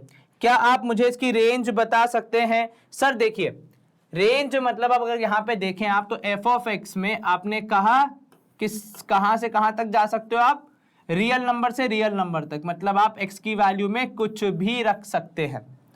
तो उस केस में रेंज आपकी कैसे निकलेगी भैया?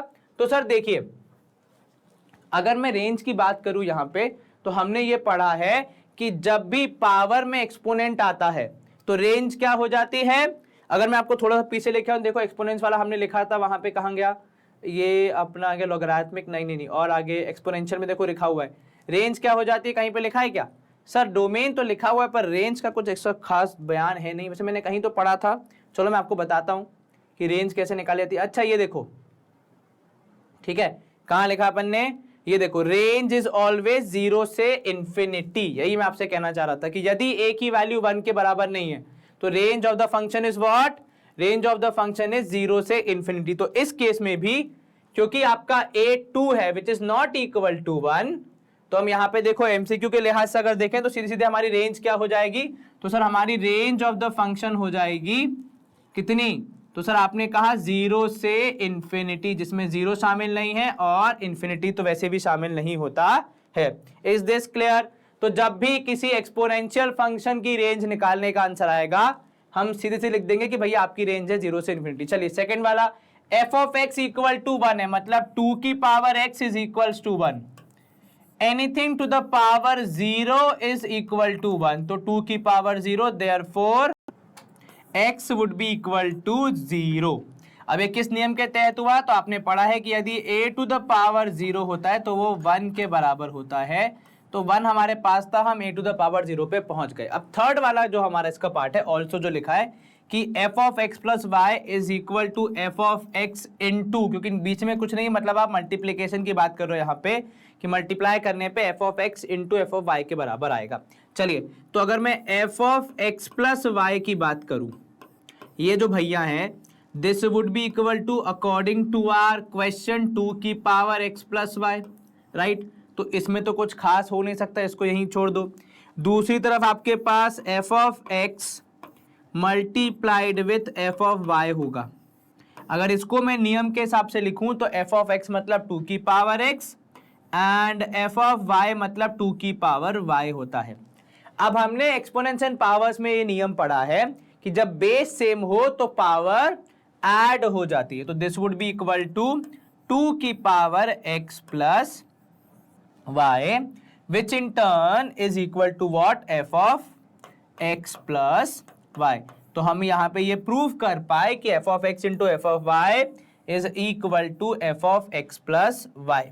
ठीक है, अगर किसी को यहाँ पे नियम लिखना है तो यहाँ लिख सकता है नीचे कि a पावर m, अगर हम अच्छे से लिख के दिखाएंगे तो हम कह रहे हैं कि भैया a power m into a power n is always equal to a power m plus n। Clear है मामला? जी सर, कहीं कोई दिक्कत तो नहीं? जरा से भी नहीं सर। चलिए बहुत बढ़िया, यहाँ पे हमारा ये वाला सवाल समाप्त। हम करेंगे स्क्रीन को क्लियर, इजी क्वेश्चन था।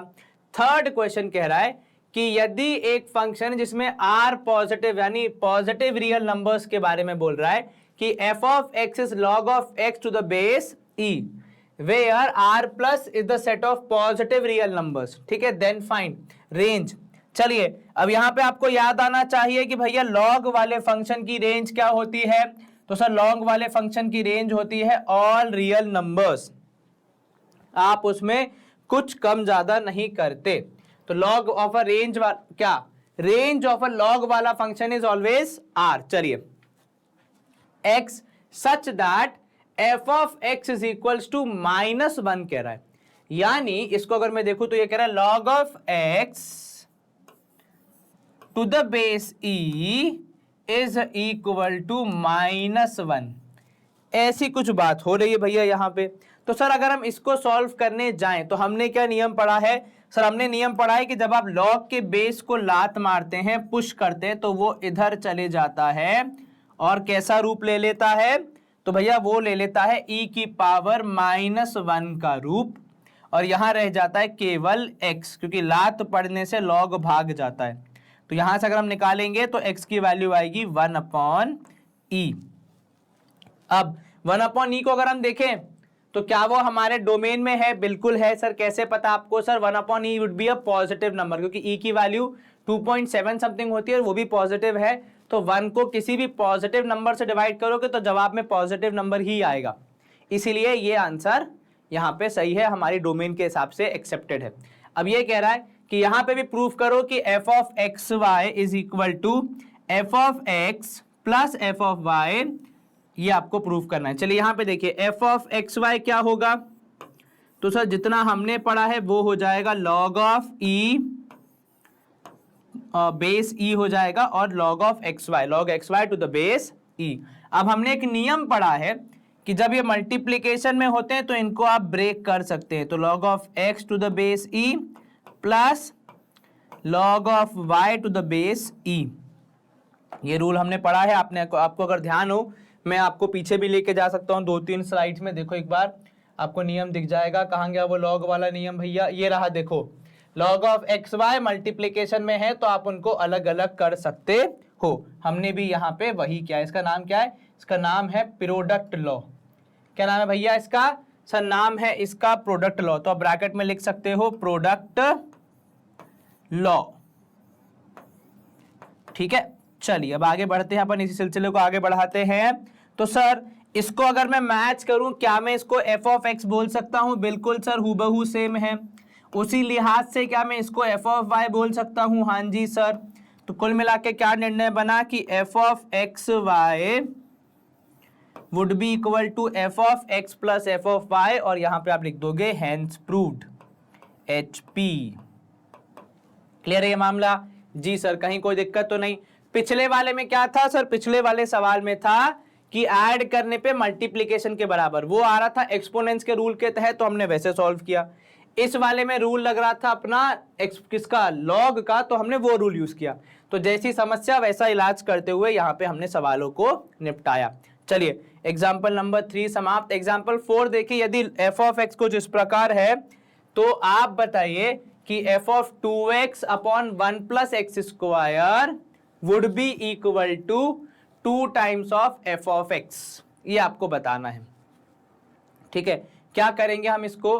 तो सर हमारा जो f ऑफ x है वो कुछ इस प्रकार है, यानी जहां जहां पे x है, ध्यान से देखना, जहां जहां पे x है वहां पे क्या रखा जाएगा? वहां पे ये पूरा एक्सप्रेशन रखा जाएगा, यानी 2x upon 1 plus x square आएगा जहां जहां पे x है वहां पे।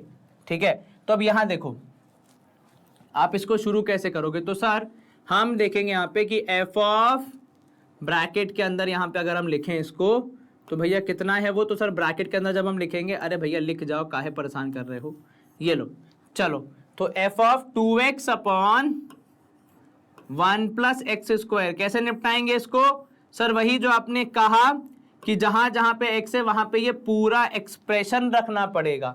सो this would be equal to log of, अब देखना यहाँ पे ब्रैकेट्स बड़े बड़े बनेंगे, ध्यान रखना। अब तो ये हो जाएगा 1 प्लस, अब ब्रैकेट के अंदर आएगा 2x upon 1 plus x square. ठीक है, क्योंकि x की जगह पे आना है, तो भैया ये रहा x, ये उसकी वैल्यू, तो यहाँ पे जहां पे x है वहां पे उसकी वैल्यू आ जाएगी, होल डिवाइड बाय नीचे आपके पास 1 माइनस ब्रैकेट के अंदर 2x upon 1 plus x square, ये यहाँ पे क्लोज और ये हो गया बंद। ठीक है, क्लियर है ये मामला? जी सर। अब आप चाहें तो ब्रैकेट का साइज भी चेंज कर सकते हैं क्योंकि आपको दिख रहा है कि बड़ा एक्सप्रेशन है। चलो, दिखने में जितना खतरनाक है प्रोबेबली सॉल्व करने में उतना ही आसान होगा। अब देखना, इसकी तो कुछ खास जरूरत नहीं है, मेन कॉन्सेंट्रेशन इस पे करो आप। तो यहां मैं लिख रहा हूं, एक काम करो, यहां लिख देता हूं लॉग ऑफ। ठीक है, अब यहां पे हम इसको आराम से सॉल्व करेंगे। Take as much space as you want. तो अगर मैं इसका एलसीएम लूं, क्योंकि उसके अलावा कुछ और खास ऑप्शन मुझे दिख नहीं रहा है, तो मुझे मिलेगा 1 plus x square plus 2x, ठीक है, होल डिवाइडेड बाय नीचे आ जाएगा 1 प्लस एक्स स्क्वायर। ठीक है, and this is further divided by, यहां पे अगर मैं देखूं तो यहां मुझे मिलेगा क्या? तो सर यहां मुझे मिलेगा 1 plus x square minus 2x and this is divided by 1 plus x square. क्या आपको यहां पे समझ में आया हमने क्या किया? हाँ जी सर, हमने यहां पे लिया है एलसीएम। तो अगर मैं यहाँ पे ब्रैकेट्स को छोटा कर दूं बेस्ड ऑन द रिक्वायरमेंट, तो यहाँ कहीं मामला खत्म हो रहा है। अब इसमें जो सबसे पहला काम करूंगा, क्योंकि दोनों फ्रैक्शन का डिनोमिनेटर एग्जैक्टली सेम है, तो मेरे पास कैंसिल करने का एक बढ़िया ऑप्शन है, तो वो मैं उसको यूज कर रहा हूँ। ठीक है, अब मामले को आगे बढ़ाते हैं। आगे कैसे बढ़ाएंगे? तो सर आपने ही कहा कैंसिल कर दिया। अब तो देखो क्या बच रहा है आपके पास। तो सर मेरे पास इधर बच रहा है लॉग ऑफ अब दो बचेंगे, एक न्यूमरेटर एक डिनोमिनेटर, ऊपर बचेगा 1 plus x square plus 2x, right, हाँ जी सर। नीचे बच रहा है 1 plus x square minus 2x। अब मैं आपसे एक निवेदन कर रहा हूं कि आप कृपा करके 1 को 1 स्क्वायर लिख लीजिए, ठीक है, ऊपर वाले 1 को, एंड सेम गोज विथ नीचे वाला 1। Sir why would that happen? अब उसको रीड कीजिए, 1 स्क्वायर यानी A square plus B square plus 2ab, क्योंकि 2 इंटू 1 इंटू एक्स है तो 2x ही होगा। नीचे भी A square plus B square minus 2ab। कहने का तात्पर्य ये हो गया लॉग ऑफ, देखना ऊपर आया आपके पास ब्रैकेट के अंदर 1 प्लस एक्स का होल स्क्वायर और नीचे आया 1 माइनस एक्स का होल स्क्वायर, ठीक है। अब क्योंकि दोनों की पावर है 2 तो मैं दो बार क्यों लिखूं, मैं एक ही बार लिख देता हूं। तो लिखा मैंने यहां पे 1 plus x upon 1 minus x whole power 2, क्योंकि सेम ही पावर है तो दो बार क्यों लिखना, ठीक है। अब ये जो 2 है लॉग के नियम के हिसाब से ये नीचे उतर सकता है, तो आप इसको लिखोगे twice log of 1 plus x upon 1 minus x. Now अगर आप इसको थोड़ा सा स्कैन थ्रू करो तो ये सेम हमारा एफ ऑफ एक्स है, देख रहे हो, 1 plus x upon 1 minus x. तो इसको हम twice of F of x लिख सकते हैं, है ना। और ब्रैकेट में क्या लिखेंगे, हेंस प्रूव्ड, मुर्गियां सिद्ध हो गई। कह रही है कौन सा इंपॉर्टेंट चीज था? पहली बात तो खुद में कॉन्फिडेंस रखना कि जब हम इसको सॉल्व करेंगे चीजें कैंसिल होंगी, अपना आंसर ऑटोमेटिकली आ जाएगा। हम में से बहुत लोग इस सवाल को इसलिए अप्रोच नहीं करेंगे कि हमें डर लगेगा कि कहीं हम गलत ना कर दें या हमसे ये सॉल्व ही नहीं होगा, ये तो बहुत बड़ा क्वेश्चन है। पर एक्चुअली अगर आप देखें तो आई थिंक सेकंड स्टेप में ही सवाल खत्म हो गया था, उसके बाद तो कुछ बचा ही नहीं। और ये तो स्मार्ट वर्क था जो आपने कर लिया मेरे साथ मिलके, तो हो गया। अगली बार अगर आएगा तो आप फटाफट कर लोगे, है ना। चलिए स्क्रीन यहाँ पे क्लियर होगी, सवाल आसानी से समाप्त। एग्जाम्पल नंबर 5 देखो क्या बोल रहा है, आपको दिए गए फंक्शन का डोमेन बताना है। क्या बताना भैया? डोमेन बताना है। ये देखो, अब अगर आप एफ ऑफ एक्स की बात करो तो एक्स की क्या वैल्यू आप रख सकते हो? तो सर डोमेन का मतलब होता है एक्सेप्टेबल क्या है। तो देखो यहां पे अगर मैं देखूं तो भैया इसका रियल नंबर होना एक्सेप्टेबल है, ठीक है। और क्योंकि ये फंक्शन है और डिनोमिनेटर में आपके पास कुछ है तो प्रोबेबली हम कोशिश करेंगे कि डिनोमिनेटर शून्य के बराबर ना जाए, ठीक है। तो भैया वो कब होगा? तो सर लॉग की वैल्यू के अंदर शून्य आ नहीं सकता। लॉग के अंदर क्या आ सकता है? सर देखो पहली बात तो ये कि हमने ये पढ़ा है कि लॉग की कोई सी भी वैल्यू हो उसका जो आंसर आता है वो डिपेंड करता है क्या आप रख रहे हो उस पे। तो यहां पे हम क्या लगाएंगे, पहले हम लॉग के अंदर की कंडीशन लगाएंगे विच इज कि लॉग के अंदर 0 से बड़ी वैल्यू आनी चाहिए, ठीक है। तो यहां पे हम क्या बोलेंगे कि भैया आपका जो 3 माइनस एक्स है it should be greater than 0, ठीक है। एक ये चीज मतलब ये कि लॉग के अंदर आपका क्या नहीं आना चाहिए, 0 नहीं आना चाहिए। दूसरी चीज कि लॉग के अंदर 1 भी नहीं आना चाहिए, ये हमें पहले से पता है। अगर आप पीछे जाकर देखोगे जो हमने स्लाइड्स पढ़ी हैं, देखो हमने लॉग की कंडीशंस लिखी हैं। कहाँ गया हमारा लॉग वाला, ये देखो लॉगरिथमिक फंक्शन में लिखा है, ठीक है। ये तो पूरी जानकारी हो गई। अब देखो इसके नियम कायदे कानून यहाँ लिखे थे। तो हमने क्या कहा था, पहली बात तो कि 1 के बराबर नहीं हो सकता, और दूसरा आपका जो देखो डोमेन है वो 0 से लेकर इंफिनिटी तक हो सकता है, ठीक है। और रेंज आपकी ऑल रियल नंबर्स हो सकती है। लेकिन ये देखो इज नॉट इक्वल टू 1, ये लिखा है ना अपन ने, मतलब बेसिकली लॉग की वैल्यू आपकी किसके बराबर नहीं हो सकती, 1 के बराबर नहीं हो सकती। तो अगर मैं ये चीजें देखूं, है ना, क्योंकि probably log 1 is something which is not defined to us, ये देखो लिखा है नॉट इक्वल टू 1, है ना। तो 0 से बड़ा या नॉट इक्वल टू 1, तो दोनों ही कंडीशन अपन ने ले ली कि 0 से बड़ा और नॉट इक्वल टू 1। तो अपन आ गए अपने सवाल पे। तो कह रहे भैया 0 से बड़ा और नॉट इक्वल टू 1। तो अगर मैं इसको देखूं तो भैया इसको अगर मैं सॉल्व करूंगा तो ये क्या हो जाएगा?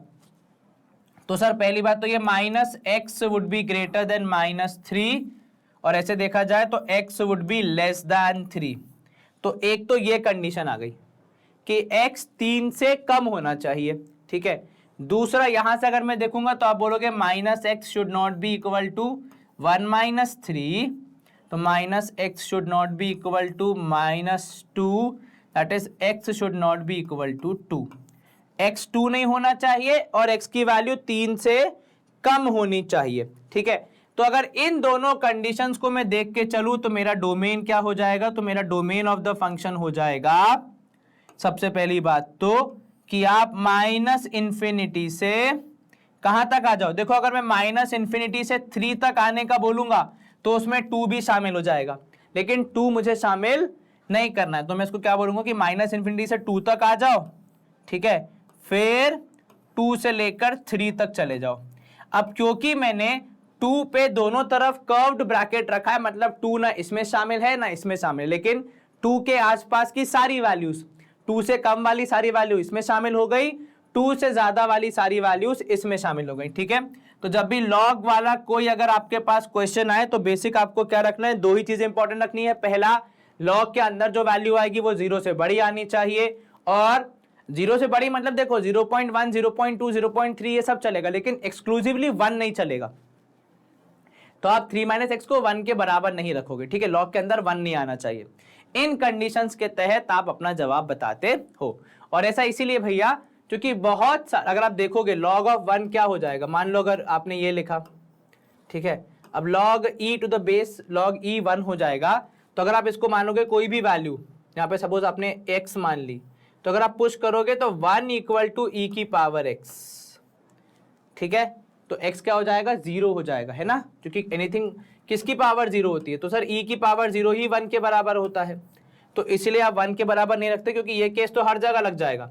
अब ऐसे तो जो 1 है वो 10 की पावर 0 पे भी आता है, तो उस कंफ्यूजन को अवॉइड करने के लिए हम क्या करते हैं, हम 1 के बराबर नहीं रखते। तो हमारा डोमेन क्या आया, -इंफिनिटी से 2, फिर 2 से 3। इज दिस क्लियर, कहीं कोई दिक्कत तो नहीं, जरा सी भी नहीं सर, बड़ी आसानी से हो गया, दोनों कंडीशन को हमने नाप तोल के रख दिया। चलिए, आई थिंक प्रोबेबली यहां से हमारी एक्सरसाइज स्टार्ट होती है। सबसे पहला ही क्वेश्चन हमें बोल रहा है कि ग्रेटेस्ट इंटीजर फंक्शन को सॉल्व करके दिखाओ। चलिए फिर से क्या करेंगे हम, सर 2x - 3 जो है वो 5 से बड़ा या 5 के बराबर हो सकता है, तब वो 5 देगा एज आंसर। लेकिन जैसे ही वो 6 के पार या 6 के बराबर भी पहुंच जाएगा तो ये 5 की जगह रिप्लेस कौन कर लेगा, 6 कर लेगा, है ना। तो इसलिए हम उसको 6 से छोटा और 5 से बड़ा या 5 के बराबर ही रखेंगे। पहला step, sir add 3 to all sides, add 3 to all sides, सारी साइड्स में 3 ऐड कर दो, क्या मिलेगा आपको, तो सर यहाँ पे है 5, इसमें +3 होगा, इधर पे एक +3 होगा 2x - 3 में, और इधर पे 6 में एक +3 होगा। तो अगर मैं यहाँ पे लिखूँ तो ये हो जाएगा +3, इधर भी +3 and this is also +3। Now if you solve, अब हमें क्या मिलेगा, तो सर ये हो जाएगा 8 is less than equal to 2x -3 + 3 cancel, less than 6 + 3 is 9, right. ठीक है, चलिए अब आप क्या करेंगे, सर अब हम यहां पे लिखेंगे कि भैया डिवाइड ऑल साइड्स, सारी साइड्स को किससे डिवाइड करोगे, बाय 2। ठीक है, वी गेट, क्या मिलेगा हमें भैया, तो सर एक 8 है which is less than equal to 2x which is less than 9। अब सबको हमें 2 से डिवाइड करना है, तो अभी हम लिखते हैं डिवाइड बाय 2, तो ये हो गया 8 डिवाइड बाय 2, ये 2x डिवाइड बाय 2, ये 9/2। तो अब आप यहाँ पे क्या बोलोगे, देयरफॉर 4 से बड़ा या 4 के बराबर है x, ठीक है ना, और यहाँ पे आप लिखोगे x या फिर 9/2 से छोटा है x। चलिए, तो प्रोबेबली इसका आंसर क्या आएगा, आंसर आएगा भैया 4 से लेकर 9/2 तक रखने पे आपको आपका जवाब मिल जाएगा। इज दिस क्लियर, 4 पे स्क्वायर ब्रैकेट, 9/2 पे कर्व्ड ब्रैकेट, बिकॉज 4 के साथ इक्वल टू साइन लगा है, 9 के साथ नहीं लगा, 9/2 के साथ। सेकंड वाला देखो, कह रहा है 2x + 1 इज -2, तो 2x + 1 जो है वो -2 से बड़ा या -2 के बराबर होगा तो -2 देगा, या फिर -1 से छोटा होगा तो माइनस देगा, क्योंकि अदरवाइज तो नहीं दे सकता है ना। अगर -1 से बड़ा हो गया तो फिर वो -1 के पास चले जाएगा। अब यहां देखो, पहला स्टेप, सर ऐड नहीं सब्ट्रैक्ट 1 फ्रॉम ऑल साइड्स, ठीक है ना। तो यहाँ पे देखो -1 लिख देता हूँ मैं, यहाँ भी एक जगह लिख देता हूँ -1 और यहाँ कहीं भी लिख देता हूँ -1 ताकि सारी चीज़ें लिख सकूँ। तो ये देखो अब क्या होगा सर, यहाँ पे होगा -2 -1 is less than equal to 2x + 1 - 1, ठीक है। एंड देन लास्टली यहाँ पे आप देखोगे इज लेस दैन -1 - 1। चलो क्या सॉल्व करने पे आंसर मिलेगा, तो सर आंसर मिलेगा यहाँ पे आप देखोगे तो -3, यहाँ मिलेगा सब कुछ कैंसिल होके केवल 2x, ठीक है, और यहाँ मिलेगा -2। What is the next step sir, probably divide by 2। बिल्कुल ठीक कहा आपने, जब आप 2 से डिवाइड कर देंगे तो फिर ये आपका x अकेला रह जाएगा। तो divide all sides by 2 we get, क्या मिलेगा भैया सर, देखिए ये था -3, इसको 2 से डिवाइड करना है, इधर पे 2x है उसको 2 से डिवाइड करना है, -2 को भी 2 से डिवाइड करना है। देखो अब तक जो होशियार बच्चों को ने डिवाइड करना शुरू भी कर दिया होगा, मेरे लिखने का इंतजार तो नहीं ही कर रहे होगे, है कि नहीं जी सर। अब -3 डिवाइड बाय 2 इज -3/2, ज़्यादा कुछ कर नहीं सकते उसका, ठीक है। 2x में से 2 गया, केवल x बचेगा, -2 से -2 गया, केवल -1 बचेगा। तो आपका जवाब होगा -3/2 से -1, जिसमें -3/2 के साथ स्क्वायर ब्रैकेट है, ठीक है, और 2 के और -1 के साथ curved bracket because it is not included. Less than बोला -1, इक्वल टू साइन नहीं आएगा, वो भावनाओं में बहकर अपन लगा देते हैं पर वो नहीं आएगा, ठीक है। Good to go, yes sir. चलिए तो यहाँ पे हम करेंगे स्क्रीन को क्लियर, ये सवाल हमारा सॉल्व हो गया।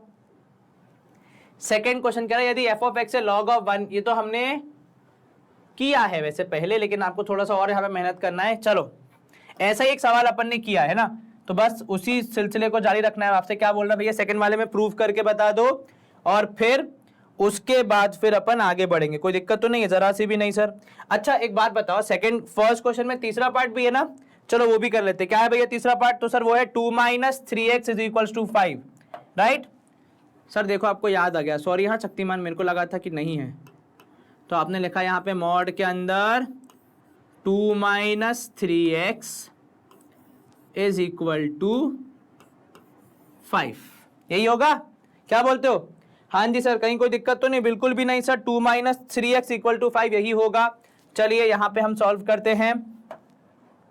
देखो सबसे पहले हम क्या बोलेंगे कि सर जो 2 - 3x है वो 5 से बड़ा, 5 के बराबर या फिर 6 से छोटा होना चाहिए, ठीक है, यही होगा मामला।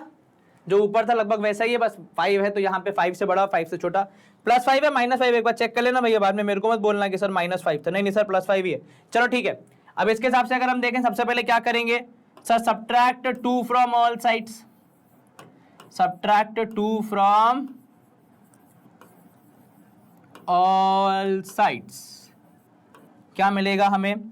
तो सर माइनस करना ही तो मैं लिख ही देता हूं, तो -2 इधर भी आ जाएगा, -2 इधर भी -2। अब बाकी चीजें आप लिख लो पहले से। चलिए तो यहाँ आ गया 5 - 2 is less than equal to 2 - 3x - 2 which is less than 6 - 2, ठीक है जी सर। चलिए सॉल्व करने पे कितना सर, 5 में से 2 गया तो 3 is less than equal to -3x which in turn is less than 4.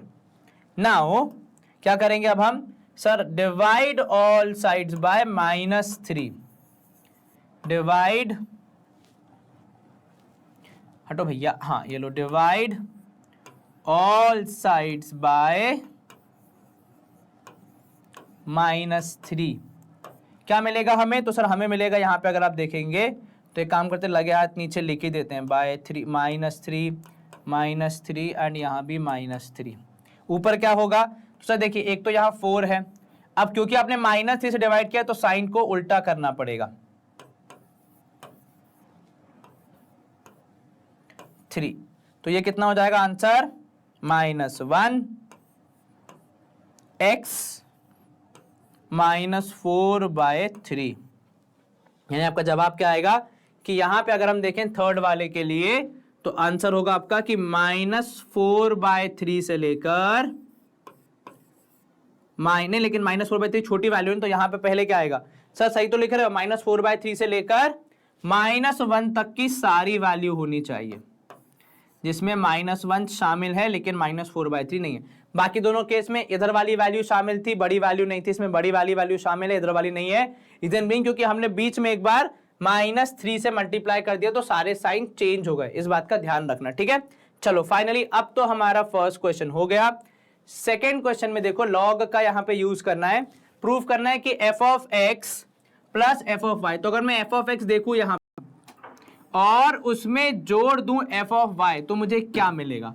तो सर पहली बात तो आपको इन दोनों को यूज करना पड़ेगा लॉग के साथ, है ना, क्योंकि यही हमारा फंक्शन है। तो आप बोलोगे लॉग ऑफ एक हो जाएगा आपका 1 + x अपॉन नीचे आ जाएगा 1 - x, ये आपका ब्रैकेट क्लोज, ठीक है। फिर आप बोलोगे यहाँ पे प्लस, यहाँ पे आप बोलोगे log of 1 + y upon 1 - y, ऐसे ही होगा जी सर। ये हमने कहाँ से लिया? इसका रेफरेंस आया हमारे पास यहाँ से।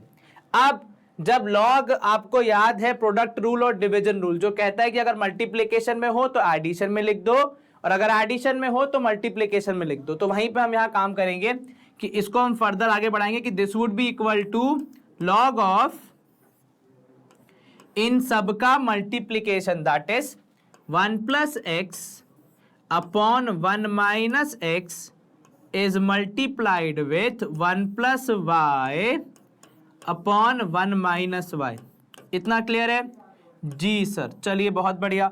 अब आप इनको मल्टीप्लाई करेंगे तो आपको क्या मिलेगा? तो सर मुझे मिलेगा लॉग ऑफ, यहाँ पे अगर मैं देखूं तो इसको मल्टीप्लाई करेंगे तो 1 + x + y + xy, न्यूमरेटर का न्यूमरेटर से मल्टीप्लिकेशन, नीचे डिनोमिनेटर का डिनोमिनेटर से मल्टीप्लिकेशन हो जाएगा। क्लियर है ये? जी सर। अब इसमें थोड़ा सा हम ग्रुपिंग करेंगे क्योंकि यहाँ पे अगर आप सोचोगे इसको सॉल्व कैसे किया जाएगा तो बहुत सारे कंफ्यूजिंग ऑप्शंस आपको मिलेंगे, लेकिन बेस्ट ऑप्शन अब मैं आपको यहाँ पे सिखाने जा रहा हूँ। प्रोबेबली आज तक आपने ऐसा सवाल इस टेक्निक से नहीं किया होगा, पर अगर अभी आप सीख जाएंगे तो इजीली ऐसे सारे क्वेश्चंस को निपटा लेंगे, ठीक है। ध्यान से देखना, मैंने क्या किया यहाँ पे, थोड़ा सा ग्रुपिंग किया कि लॉग ऑफ 1 + xy को यहाँ लिखा है एक ग्रुप में, ठीक है, प्लस x + y को यहां लिखा है दूसरे ग्रुप में। ऐसे ही मैंने नीचे करना है, नीचे भी मैंने लिखा 1 + xy को एक साथ और माइनस साइन ले लिया कॉमन और अंदर लिख दिया x + y। Is this clear? यहां तक कोई समस्या? बिल्कुल नहीं सर, बड़े ही आराम से हो गया। अब देखिए आगे क्या होगा, मैं हमारे न्यूमरेटर और डिनोमिनेटर दोनों को डिवाइड कर रहा हूं, किससे? 1 + xy से।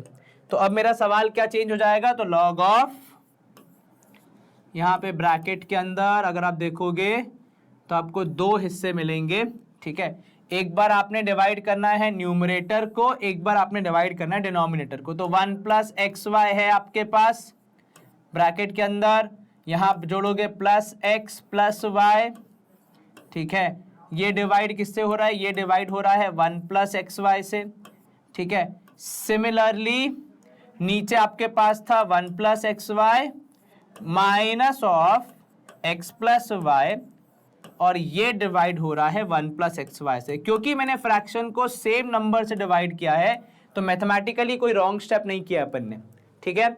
अब यहां देखना, थोड़ा सा इनको हम अलग अलग कर देंगे, ठीक है। तो अलग अलग करने के बाद क्या हो जाएगा आपके पास, कुछ इस तरीके से मामलात बनेंगे। देखो यहाँ पे ध्यान से कि 1 + xy अलग हो गया, ठीक है, और इसका डिवीजन विथ 1 + xy कुछ इस प्रकार है, प्लस किया आपने यहाँ पे x + y, ठीक है, अपॉन 1 + xy, ठीक है, ये ब्रैकेट, और ये अपन ने इसको कंटिन्यू कर दिया। यहाँ पे आपको ज़्यादा ऊपर जाने की ज़रूरत नहीं है ब्रैकेट के केस में, यहीं से शुरू करेंगे आप मामला, ठीक है। सिमिलरली आपका जो डिनोमिनेटर है वहाँ पे भी अलग अलग हो जाएंगे। तो 1 + xy अपॉन, यहाँ पे भी देखा आपने 1 + xy, ब्रैकेट आपको लगाने हैं सारे के सारे, यहाँ आपने लगाया माइनस साइन, इधर आया x + y और नीचे आ गया आपके पास 1 प्लस एक्स वाई। ठीक है, अब देखना कुछ चीजें कैंसिल होंगी, बिल्कुल होंगी सर। इस तरफ जो 1 प्लस एक्स वाई है ये पूरा का पूरा कैंसिल, ऊपर भी नीचे भी।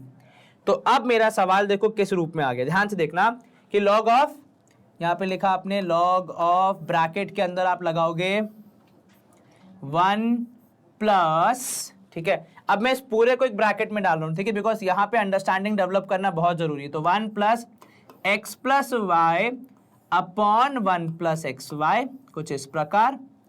ठीक है, ये क्लियर हो गया जी। और नीचे आपके पास आएगा एक माइनस के साथ, तो 1 माइनस यही ब्रैकेट के अंदर कितना sir, x plus y upon 1 plus x y. ठीक है, और ये ब्रैकेट हो गया आपका क्लोज। अब ये चेक करना, आपको कंपेयर करना है आपके दिए हुए क्वेश्चन को, ठीक है, that is log of 1 plus x upon 1 minus x. अगर आप इससे कंपेयर करो तो लॉग है, जी हाँ लॉग है, 1 प्लस है, 1 प्लस है। अब जो ब्रैकेट के अंदर वाली पूरी वैल्यू है उसको हम x मान के यूज करेंगे। तो वो जो x मान के हम यूज कर रहे हैं तो ये फंक्शन बन जाएगा हमारा, तो ये हो जाएगा f ऑफ ब्रैकेट के अंदर x की value that is x plus y upon 1 plus x y, यानी x के जगह पे जिसको हमने स्थान दिया है। तो हमने किसको स्थान दिया, हमने स्थान दिया x की जगह पे x plus y upon 1 plus x y को, तो वो f की जगह पे आ गया। ठीक है, f के साथ अगर वही हमारा रिजल्ट हुआ, और इसी के साथ हम आसानी से प्रूफ कर पाए कि ये हमारा f of x plus f of y कुछ इस प्रकार का रिजल्ट देगा। आपको बस क्या करना है, सिंपल अंडरस्टैंडिंग डेवलप करनी है एक बार। अब इसी क्वेश्चन को आप ऐसे ही क्वेश्चंस को एक दो बार और प्रैक्टिस करोगे तो इजीली आपको आपके सवाल के जवाब मिल जाएंगे, कोई दिक्कत नहीं आएगी। चलिए यहां पे हम करेंगे स्क्रीन को क्लियर, इजीली ये सवाल हो गया solve. Let's move to next. चलिए क्वेश्चन नंबर 3 में हमें क्या बताना है, केवल डोमेन बताना है दिए गए क्वेश्चन में। सबसे पहला देखो लॉग ऑफ 4x माइनस 3, जैसे ही मुझे लॉग दिखेगा सबसे पहले हमारा क्या नियम है सर कि 1 के बराबर नहीं होना चाहिए और दूसरा 0 से बड़ा होना चाहिए लॉग के अंदर। तो आप बोलोगे 4x minus 3 should be greater than 0 and 4x minus 3 should not be equal to 1। ठीक है, अब यहां पे अगर आप देखो तो ये बोलोगे 4x should be greater then 3, तो x should be greater than 3/4। Is this clear? जी सर, तो मतलब हमारा x की वैल्यू 3/4 से बड़ी होनी चाहिए, तो डोमेन का अपन को एक पॉइंट तो मिल गया। अब अगर मैं इसको देखूं तो ये बोलेगा भैया 4x should not be equal to 1 plus 3, तो आप बोलोगे 4x should not be equal to 4, तो आप बोलोगे यहाँ पे कि x should not be equal to 1।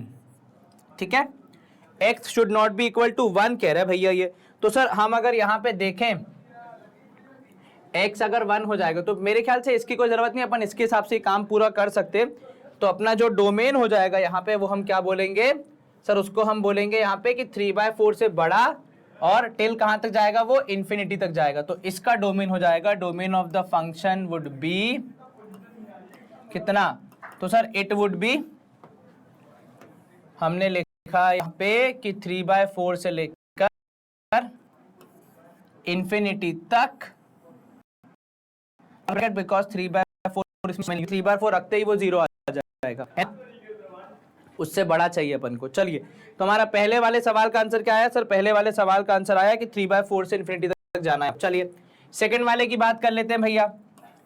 अब उसमें कह रहा है 1 upon log of 9 minus x square. अब इस केस में पहली बात तो ये कि 9 minus x square should be greater than 0। Is this clear? जी सर, कहीं कोई दिक्कत तो नहीं, जरा सी भी नहीं सर। चलिए तो जब 9 minus x square should be greater than 0, तो इसके हिसाब से अगर हम देखेंगे तो क्या कंडीशन बनेगी, तो सर हमारी कंडीशन यहां पे बननी चाहिए कि x square minus of x square should be greater then -9, यानी आप बोलोगे सर कि अगर आप कैंसिल कर दे माइनस साइन को तो x square should B less than 9, right. ये कैसे होगा सर, दोनों तरफ आपने माइनस साइन से मल्टीप्लाई किया इसीलिए हो गया। अब इसके हिसाब से जब आप स्क्वायर रूट निकालोगे तो x should B less then 3, लेकिन आप करोगे प्लस माइनस, राइट, क्योंकि आप स्क्वायर हटा रहे हो तो एक प्लस एक माइनस आएगा। तो अगर आप ऐसे देखोगे तो दो वैल्यूज, एक प्लस की तरफ which says x should B less then 3, दूसरा minus of x should B less then 3। अब इसमें आप फिर से माइनस साइन को इंट्रोड्यूस करोगे तो x should be greater then -3, यानी आपकी वैल्यूज क्या हो सकती हैं सर? हमारी वैल्यूज हो सकती है, अगर हम यहां पे देखें तो -3 से लेकर +3 के बीच में। ठीक है, ये कहां से है? ये भैया इस नियम के हिसाब से है, x बिलोंग्स टू -3 से +3 के बीच में।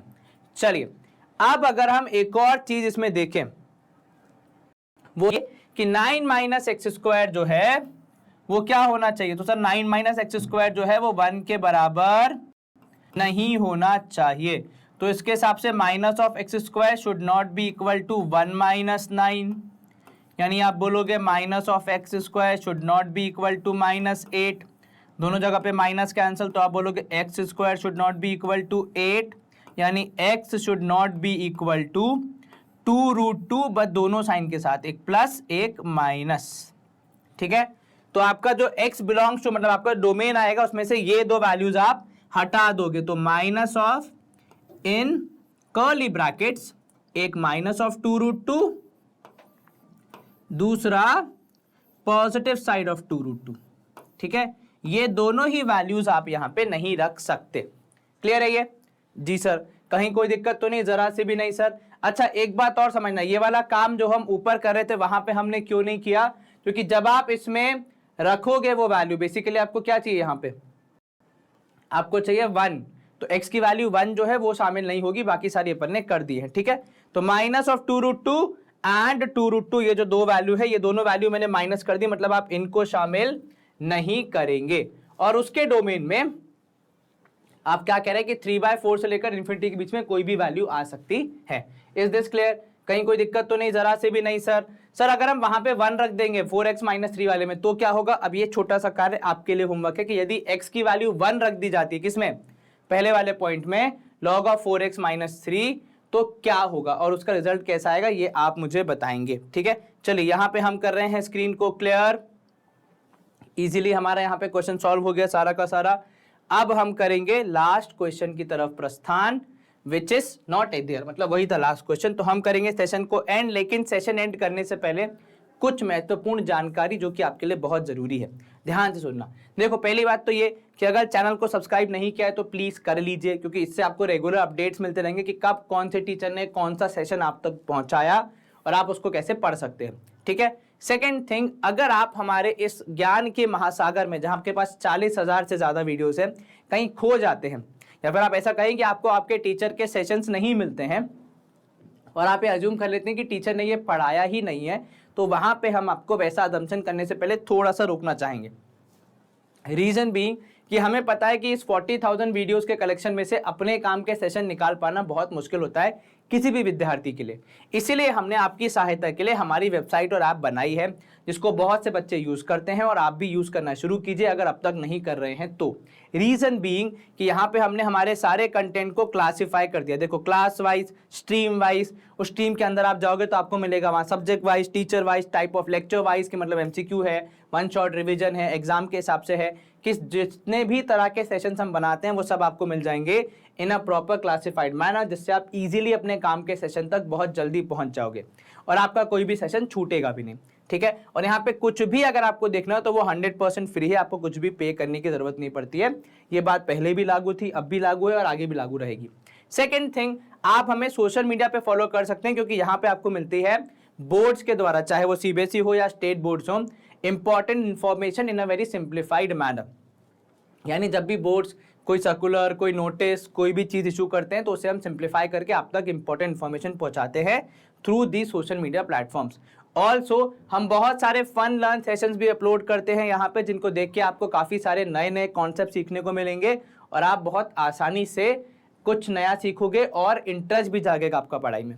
देन अगर आपको ई नोट्स और ई बुक्स प्रोक्योर करने हैं तो उसका एक रास्ता है, डिस्क्रिप्शन बॉक्स में बढ़िया सा लिंक दिया गया, उसको क्लिक करो, आराम से उस वहां से आप जाके ई बुक्स और ई नोट्स प्रोक्योर कर सकते हो। सेकेंड ऑप्शन है, हमारी वेबसाइट और ऐप पे भी आपको एक फीचर मिल जाएगा यहाँ पे ग्रैब ई नोट्स करके, इस पे भी आप क्लिक करेंगे तो भी आप सीधे हमारे नोट्स और बुक्स वाले पोर्टल पे पहुंच जाएंगे। वहां पे आसानी से बुक्स और नोट्स प्रोक्योर कीजिए और अच्छे से पढ़ाई कीजिए बिल्कुल बढ़िया तरीके से। चलो, तो टुवर्ड्स द एंड हमारे सारे वर्टिकल्स आपको regularly high quality education provide कराते रहेंगे, इस बात की जिम्मेदारी हमारी है पूर्णतः, आप उसकी चिंता छोड़ दीजिए। आप बस पूरी शिद्दत, लगन और मेहनत से पढ़ाई करो ताकि आपका रिजल्ट भी इन विद्यार्थियों जैसे बढ़िया आए और आप भी यहाँ पे बढ़िया से फीचर हो सको हमारी वेबसाइट और ऐप पे। खत्म जानकारी, बढ़िया घर चले जाओ। हाँ, एक और बात, अगले सेशन में अपन कंटिन्यू करेंगे 9.4 से और नए कुछ कॉन्सेप्ट से, तो देखना मत भूलना। एंड यस, अपने माँ बाप की सेवा करें, फ्रेंड्स एंड फैमिली को सपोर्ट करें और अपनी तबीयत का बहुत ज़्यादा ध्यान रखें, क्योंकि भैया एग्जाम तो आपके आते जाते रहते हैं, पढ़ाई भी जरूरी है लेकिन तबीयत भी जरूरी है। ठीक है, take very good care of your health, see you in the next session, bye bye, take care.